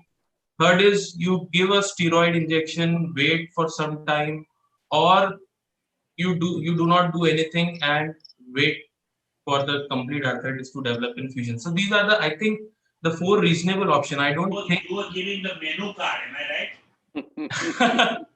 Yes, sir. I am not what you want to eat. Yes, sir. So this is a menu from this is a menu on yes, sir. So this is a menu on my hotel. So I'm going to what I did. I followed the Tanna sir. I've done the realignment surgery. Can I interrupt? Sorry, sir. Yes, sir. Now, have you drawn those LDTA angle? Yes, sir. Yes, sir. So we'll come to the later part of my presentation. Okay. So I will show you what was the LDTA before and after the surgery. So we have started the realignment surgery from the medial part first. So I've exposed the medial deltoid ligament and just release it without cutting and without separating the deltoid region distal to the malunited region, so that you can a plate also. So this is the Z osteotomy of the minor saw, thin saw. And after the Z lengthening of the fibula, then I went the posterior wedge osteotomy. So this is a posterolateral. So we are using the 2 different plane for the correction of the deformity of the sagittal. What we have done. So this was my primary cut, posterior to lateral. This give the correction like posterior talar coverage. In the AP, when you open the osteotomy, you get a correction like this. So this was the expectation from this osteotomy. So it's an oblique wedge osteotomy, first described by the Meyerson. Did a similar osteotomy in 19 cases and he found a good result. So I performed the similar osteotomy in my case, and this corrects the sagittal as well as the coronal pin. This was my expectation. I used iliac crest graft for the open wedge closure. And this is the fitting was done distal to the malunion, and this is what the correction which I got. So this is the answer to the Sangeet sir. This was my tibia talar tilt angle. So initially it was 16 degree, and in the post-operative it was 3 degree.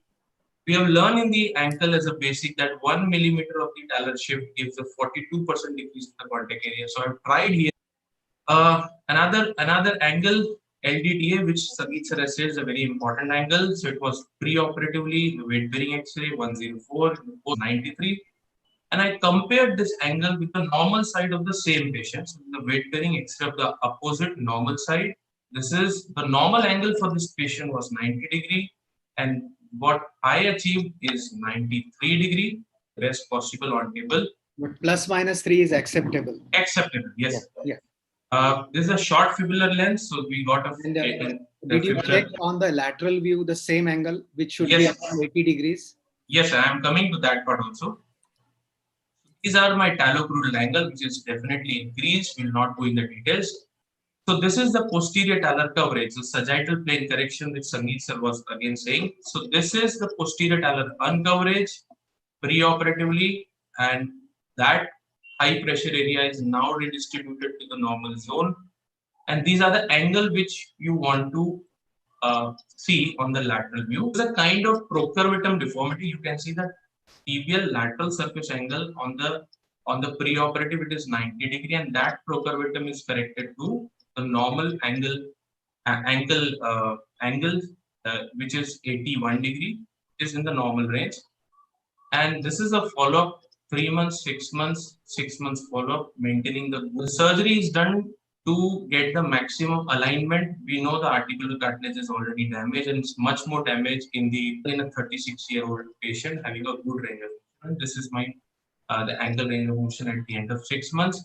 Similar literature, valgus malalignment surgery was done, and they found that postponed the development of the osteoarthritis with a good result. And of course, there are now more literature patient. They are happy in the midterm and the long-term studies if you do same kind of realignment osteotomy, and they could be the with the mild to moderate post-traumatic arthritis. Thank you for the opportunity, and all the questions are highly invited. Yeah, Kanna sir. The length of the fibula. Sorry, sir? How did you judge the length of the fibula? How much lengthening you want to do? Yeah, so in the talocrural angle, sir, if you see the talocrural angle here, and roughly intraoperatively, my judgment is the tip of the fibula should be as close as the lateral. So and you did the osteotomy. Yes, sir. And then lengthening up to you could get this criteria properly. Yes, sir. So through the Z lengthening, I got 1 centimeter increase in the length of the fibula, almost 1 centimeter. And the other malunion occurs in the rotation. Yes, sir. So the syndesmosis was also dissected, and the fibula was kept time, and then after correction of the fibular rotation and the length, the transsyndesmotic screw, you can see a transsyndesmotic screw is passed to. Very good. Can I? Landmark. Can you go back to the last X-ray? Yeah. No, the one previous. One important finding is what sir has asked. How do you know whether you achieved the appropriate length of the fibula? Now, sir, there is a small prominence on the medial side of the lateral malleolus. Can you go on the pre-op X-ray, AP pre-op X-ray? Same one. Okay. AP X-ray in which there is a pre-op and post-op. Next section. Yes, sir. Yes. Go back. Yeah. Yes. Now, can you point out that prominence of the lateral malleolus just below the syndesmosis? Introlateral chopart area. Yeah, there on the pre-op. Okay. No, lower down. That one. Yeah, be there. So that should correspond. Now, if you see the post-op X-ray, the same prominence and the subchondral bone of the tibia. So this is which you can know whether your length of fibula is corrected appropriately. Yes, I accept it. There are many ways to see the fibula length. My question is, now, as you pointed out, preoperatively, this was a posterior malleolus injury. So this is PER, yes. No. What I'm saying is, now, if it involves only the distal half of the tibia, right? So why? That means if you get a deformity, it should be in the sagittal plane. Here, the patient has in a coronal plane. That means a valgus of the tibia. So it is very difficult to explain where the fibula is fixed, but when you see a perfect AP and the lateral view, then only I pass a syndesmotic screw, seeing the syndesmosis space, because everything was like in front of me. So I have put a fibula into the tibial incisura, and then only I passed the syndesmotic screw. So this is like an on-table, a kind of whether there was a comparison with the opposite CM picture of the opposite normal leg. Sir, it was very difficult because the patient was kept in the lateral position first and then kept supine. Okay. So I think it is very easy to open up the joint between yes, talus and the fibula. Then you will be able to really realign the joint properly there. You fix up with the small K-wire, lower end of the fibula with the talus. Yes, and the tibia. So anterolateral get ready. You fix up proximal. Yeah. Girish, you commented about the contracted syndesmosis. So can you just comment on that? Yes, sir. Contracted syndesmosis, I mean to say that I have released the fibula, I have released the posterior malleus. I have made both the things free, but still there was the tightness in shifting these two bones because of the contraction of the syndesmosis in that region. So because of the fibular shortening and the posterolateral shortening, the whole posterolateral tissues were short, including the syndesmosis. Okay. So there was a incisural gap was also shortened, or it was made small due to malunion? The incisura was perfectly okay, sir, because it was just 8 months. So I don't feel that incisura was filled with the fibrous tissue or it is malformed. It was as it is like. Do you have a post-op CT scan? We have a post-op CT scan. Naveen sir, your tone has changed. Huh? Yeah. No, not at all, not at all. As if you are firing him. So no, I'm not firing. I'm not firing. I just entered, so I was thinking what is happening. These are small questions only, sir. Yes. Naveen was telling about rotation of the TV. Rather, he was telling about the rotation of the team now. Naveen, already felicitated you on this group. Yes, thank you, sir. Thank you.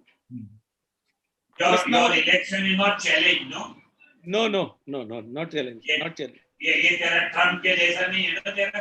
नहीं challenge नहीं हुआ sir. Ramesh Sen sir ने entry तब the first page पे आप sign करो agree के nothing has been wrong, then and then he allowed to get into the result every candidate. Terms and condition, I agree, then and then you admit to the Zoom meeting. Yeah. So Girish, that was beautiful case. Beautiful case. And most of us possibly would have kept on fusion. Option of fusion at a later date.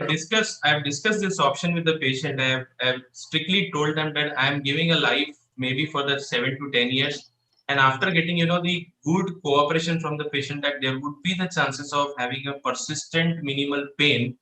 But it's a kind of attempt to save your ankle because you are just 36-year-old high demanding patient. And because she has accepted that this was the mistake to go to the bone settler, and she has completely accepted my point. That was the only reason why I did this heroic surgery. So good, sir. Good. I would put it, Girish. I would put it, unless you had realigned the tibia and the talus properly, even the arthrodesis result will not be that good. Yes, sir. Yes, it's a very important point. Yes. Yeah. So then I did a fresh workup with angulation. There were a few key questions. First was technique, whether to use medial closing wedge or lateral open wedge or dome. And second was what implant to use for medial side or for lateral side or for Elizaro or for nailing. So this was the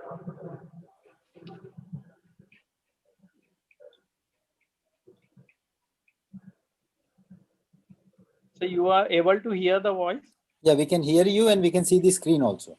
Please. No. He's asking about the voice from the video. No, Yes. No. There is no voice from the video because you're not narrating. Sound. Yeah, sound. No. He has not made while sharing. He has to put the computer sound, include the computer sound. So I had made a mechanical axis from femur on and compare it on the both sides. This is the mechanical axis of femur and this is the mechanical axis of the tibia. They both meet at this point and this is the cora. At the point of cora, I made a bisector line, and on the basis of the bisector line, the angle was 33 degree and the bisector line met at this point. So this was the hinge on which I had to make a osteotomy. So I chose to go for medial closing wedge osteotomy because of a few advantages of being easier for me and as well as the patient, and perhaps of having faster healing. So this was the intro of picture. I went through the medial approach, extended up to the knee joint and made a wedge of 3.5 centimeter based on the preoperative calculation, and used a Philos plate which fit very good. I had many varieties of plates because I was doing it for the first time. So it fit perfectly. I crushed it a little bit more because the correction was around 4 centimeter. So I corrected it for with a wedge of 3.5 centimeter and a little bit of compression. So after the healing was quite rapid, and the patient was able to walk within 3 months without any support. Post-op scanogram was done. There was a residual 5-degree valgus because I don't wanted to overcorrect it, and there was a shortening of 1.5 inch for which corrective shoe was given to the patient.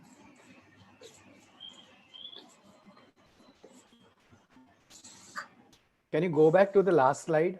Yeah. Why the tibia appears in a varus here in that post-op X-ray, which is dated 12/6/19. Yes, the visual appearance appears like that only. I cannot say why it is so. You said there is a residual valgus. Yes, sir. 5 degrees valgus. The mechanical axis passes lateral to the mid joint, but I don't have a very good image of the scanogram post-operative. Sangeet, is it because of instability on the medial side of the? No, probably the medial condyle is enlarged. Enlarged, yes. Yes, possibly. Good correction, Harjot. Yeah. That was good correction, good range of motion. Was there a rotational malalignment also? So the sagittal scanogram I also did, but there was no deformity in the sagittal. Because the first clinical picture was showing that there is some rotational malalignment. First slide. Yes, I had also suspected clinical it. picture. Clinical picture. Yeah, Yes. yeah. Next. When is, see here? Yes. Definitely, it will. There must be some, unless you have a rotational malalignment, such a valgus will not appear. So that rotation he had to cover because he could not adjust the plate accordingly anatomically on the femur because that was going helicopter effect. Yes. Even the short plate. What is even the short plate? If you go next, that plate, the end of the plate is going anteriorly. Yes. Even with the short plate. So there must be some rotational malalignment as looks in the condyles. Condyles are not exactly in dead lateral. The one condyle is bigger and smaller and anteroposteriorly also. Yes. So what is interesting is the use of Philos plate on the medial aspect, and that was fitting very well. Had you bent it little bit or not? No, sir. No bending was needed. Okay. Thank So you, at Arjun. that time, the medial tomofix for femur was not available. Right now, I think medial tomofix plates for femur are also available. You can use the lateral tibial condyle plate, that RAF plate also opposite side. Yes. Correct. Thank you very much. That also fits well. Yeah. Thank you, Arjun. Now we have the last case presentation. Thank you very much. Dr. Wankhede, are you ready with your presentation? Please, Yeah. Please share your screen. This would be our last case today. Yeah. And Sandak sir. Yeah, please go ahead, sir. We will have some good words about Naveen Thakkar at the end. Yes. All are eager to compliment him. So definitely, after let the academic work over. Are you able to see my screen? Yes, sir.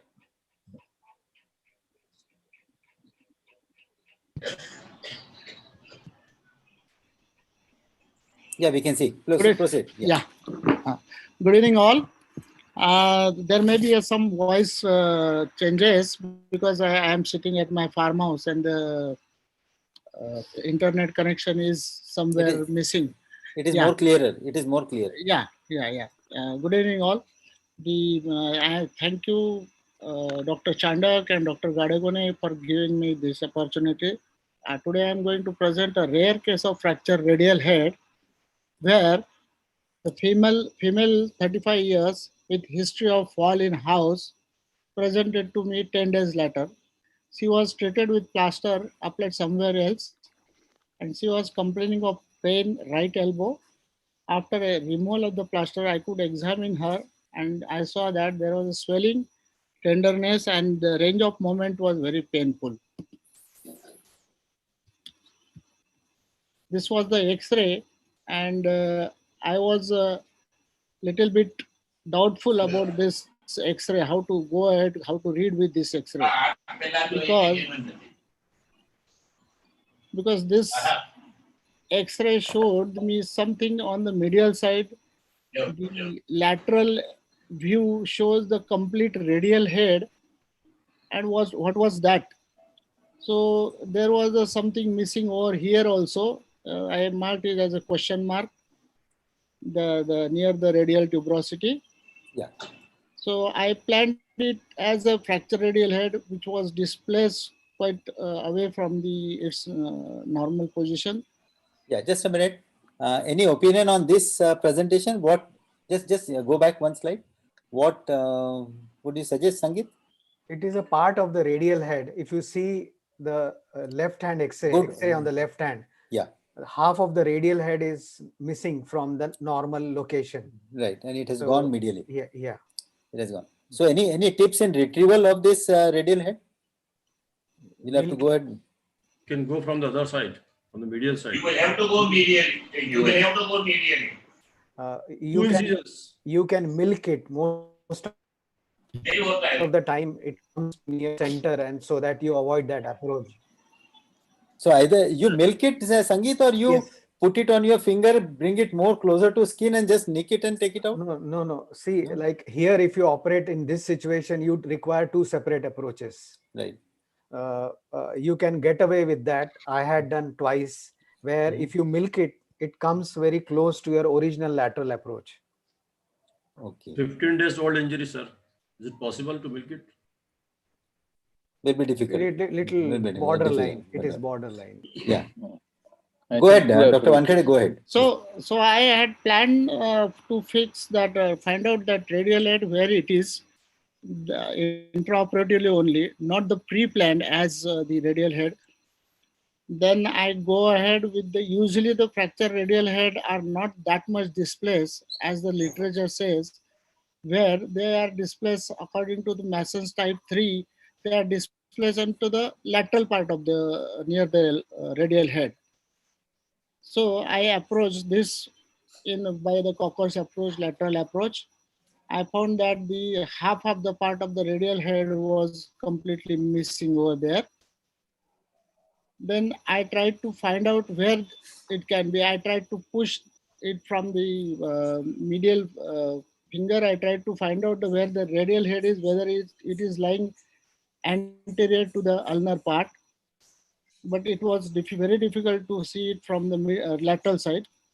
So I confirmed it on the C-arm like a distal interlocking tibia approach. I marked it with the C-arm images. Then I could found the radial head, which was lying very deep to the flexor group of muscles. So I retrieved it from there and it was fixed with its original position with 2 Herbert screws of 2.7 mm. Post of the cast was given for 10 days, suture removed on 10th day. Mobilization started after that. And this was the post-op X-ray with 3 weeks. Still, I am confused with what is there in the anterior part of the lower humerus. What piece it is that? Because radial head I had reduced it completely, and there was a complete hairline reduction. There was no defect in the radial head. Can somebody judge that what it can be? Can I? Coronoid. Kashyap, go ahead. Yeah. See, whenever there is a radial head fracture, the piece which is displaced far medially, the initial injury is a fracture dislocation. Because the radial head, if it moves on the medial compartment, there has to be tear of the coronoid as well as the anterior structures. So it was a fracture dislocation elbow where you can see this coronoid chip in all the X-rays from the day one. Okay. So it's a part of fracture dislocation. And second thing is such cases should not be started without doing CT scan. Yeah. Okay. I think that's a very important point. Yeah. As the patient was very poor, I could not do the CT. But was the elbow stable at the end of surgery? Have you checked the stability? Yeah, it was a stable elbow at the end of surgery. And still I'm you have any more X-rays? No, this was the post-op X-ray. This is a recent case. This was just almost 1.5 months back Can treated. you go back to the last slide? Before that, yeah. This one? Yeah. The intro, the same one where you have the headless screws. Next. Okay. What was the approach? This was a lateral approach, direct caucus type of approach. Kaplan or Kaplan it must be. This is a Kaplan. Okay. It's ED split like Okay. Yeah. Here, if you had tried to see the coronoid before you picked up the head. Okay. Yes, that would have been easier. Right, sir. Yeah. Perfect. So I would have been able to fix that coronoid piece. Yes. Through the Yes. same approach. Right. Yeah, from the same approach by taking a suture anchor and retrieving it onto the back of olecranon. Yeah. Still, the post-operative, the patient has a stable elbow. One thing is again missing over here. What is there in the radial shaft? What is that? Sorry, doctor. That is an artifact. So Do you have a bad lateral X-ray? Pardon, sir? Post-operatively bad lateral X-ray. The X-ray is not exactly lateral. It is oblique X-ray. No. Yeah, it's oblique. Correct. Yeah. Okay. Humeral condyles are not seen as it is seen in the lateral. Yeah, it is oblique, almost oblique. Because I feel this is going to be a subluxation of the elbow which will happen. Okay. So the possibilities of this fragment could be part of the radial head, coronoid, or the epicondyle. So these are the only three structures which can give rise to. So eventually in all three, except that if it is a radial head, in all other two, there should be some residual instability. Correct. Yeah. Now, if you do a CT scan, it will ascertain where is it is exactly what is the structure that piece is. Correct. Right. Still, So I have few post 3 weeks pictures of the patient. She has got almost a full degree of full range of movement in both pronation, supination, and she can lift up and do the normal activities. There is no subluxation of the elbow. In the dead lateral view, you will have to take it. Yeah. Thank you, Dr. Wankhede, for a very good case. Good case. And The motto aim of this presenting this case, I could search the literature. I could find only 2-3 literature cases where the radial head was so much grossly displaced, where they could find only through the 2 incisions, and almost the case series of 4 cases where they did an excision of radial head. though not reported that much, but I think Yeah, all trauma surgeon had one Yes. or two incidences where they had to retrieve it from the medial side. Yes, sir. I have a question to Dr. Tanna. Yes, Sangeet. Is he there? Yeah. Sir, if the fragment of the radial head was not fixable, what do you do to the intact remaining radial head? Do you excise it if the elbow is stable? Absolutely. Or you leave it like that? Half of the So radial head. you excise the rate. So you are talking about the remaining intact. Yes, sir. Remaining radial head. Yeah, you can just leave it there. Okay. So the question, if there was not coronoid and such type of only radial head fracture, anybody would be ready to do a conservative treatment, not operating at all. No. You are not going to excise. Those pieces which are there, you remove them. But that if it is not removed, that piece, what will happen? What will be the natural history of that piece? If it is not coming in the range of the movement of the elbow, I don't think there is any functional problem with the patient. Probably it will get absorbed over the period of time. Yeah. And here, medial approach you could have used if you are known to have say that coronoid was there. it could have been used to fix the coronoid also. Yes, The yes. same approach where you retrieve the head. Or No, other no. question. Naveen, it was far too lower down. From the head of the radius, he could have fixed up the coronoid. That is true, sir. But it was not a complete radial head. So Yeah. if that incision have been extended little bit proximally, it would have been far easier to reach to coronoid. Because I think he didn't even suspect it, no? Yeah. But Yeah. what if you would have left it like that? Nothing If you would have left it like that, would her range of movement would have been less? Probably better. Because fixation has come made something there. Dr. Rajendra. Wankhede, please unshare your screen. Dr. Wankhede. Rajendra. Yes, sir. Yeah. Yes, sir. Actually, when you started surgery, before surgery, the elbow was stable or it was unstable elbow? Elbow was stable. Elbow was stable. So probably if you do some exercises and some rest, it would have given the same result as you are getting after surgery also. Probably better. Probably better. But not the mental comfort. So that was wonderful. We have finished in time. Yeah. I show the slide to Garland or Fred Naveen Thakkar. Yeah. Please proceed. Please proceed. Hello. Sir ने फटाफट slide बना दिया. It was already projected in the start of this meeting. Okay.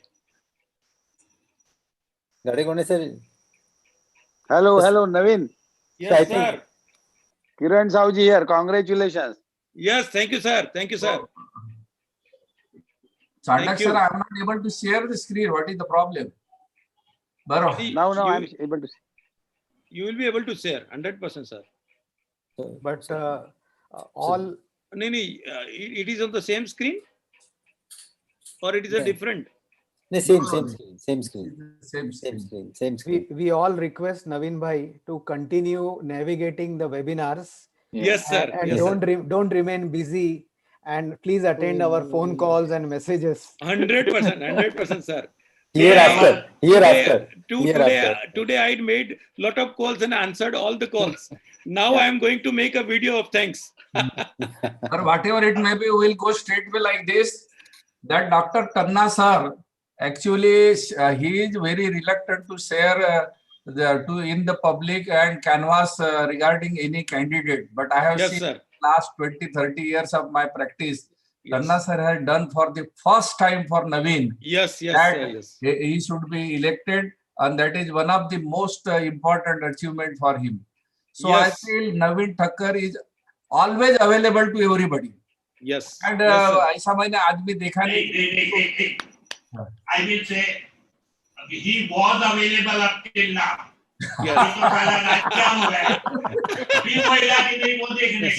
Sir मेरे को अभी बुलाया, मैं तुरंत आ गया सर. चांडक सर ने मेरे को मैसेज भेजा. पावर तो आने दे, बाद में मालूम पड़ेगा. कुछ फर्क नहीं पड़ेगा सर, कुछ फर्क नहीं पड़ेगा. पावर तो अभी गुजरात का है ही सर, कोई फर्क पड़ा? नहीं. You wanted to get elected. No sir. अभी तो हो गया, 20 साल देखेगा. और सर उसके बाद का भी एक इलेक्शन बाकी है ना. After 2 years. Yeah. So Naveen bhai, what is your dream vision now next year?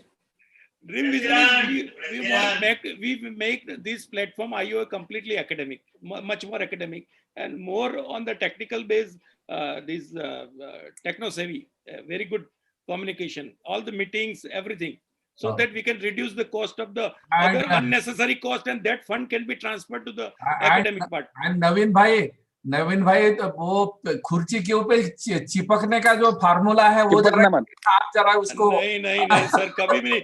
Gujarat में हमने कब का रिजोल्यूशन कर दिया सर. अरे खुर्ची को फेविल लगाने का जो फार्मूला है वो जरा Ashok is there, I think Ashok, we can end the meeting now. Since this meeting is over. Yeah. Now it is going to be a political discussion of Maharashtra unnecessarily. Ashok, if you can listen to us. Sir, 1 minute. Just Kakat sir, I invited you to the group to have your presence in our group to acknowledge your knowledge as well as we will share knowledge and you will share with us your knowledge also. So you are welcome in our group. Thank you very much. Sir, if you allow, I must 1 thank minute. Rajendra and this absolute 11th hour entry into this particular function, and I really enjoyed it. And Naveen bhai, yes sir, heartiest congratulations. Yes, and I have already talked to him. Kashyap wants to share his screen for his one slide on. He has a slide of rebuttal. Yes. Now, if you look at this slide, see, there is a little bit of overhang, which is normal in lateral tibial. It can be there up to 4 to 5 mm. Just I want to share, this can add to the knowledge of the people sometime if they don't know. That's all. Yeah. Okay. But is it there in all? Not in all. Not in all. Not in all. And again, it depends on the view. Yeah. Yes, but it is there in few cases. 4 to 5 mm is normal. This is so from it has to literature. be compared with the normal side, uninjured side. Yes. The normal AP view. This is a normal AP view which you should always take. Yes. Where you can see the part of fibula overlapping the tibia. Yes. Can you see the part? Yeah. Yes. So this is exactly the normal AP view. Now, if you take it in rotation, where the overlap of fibula is more than this, then you get a lateral overhang of the tibia. Yes. Yes. That has been pointed out in this paper also. Yes. Yes. Okay, I'm just stopping myself. Thanks. Yeah, thanks for that share. Yeah. So we had a very wonderful meeting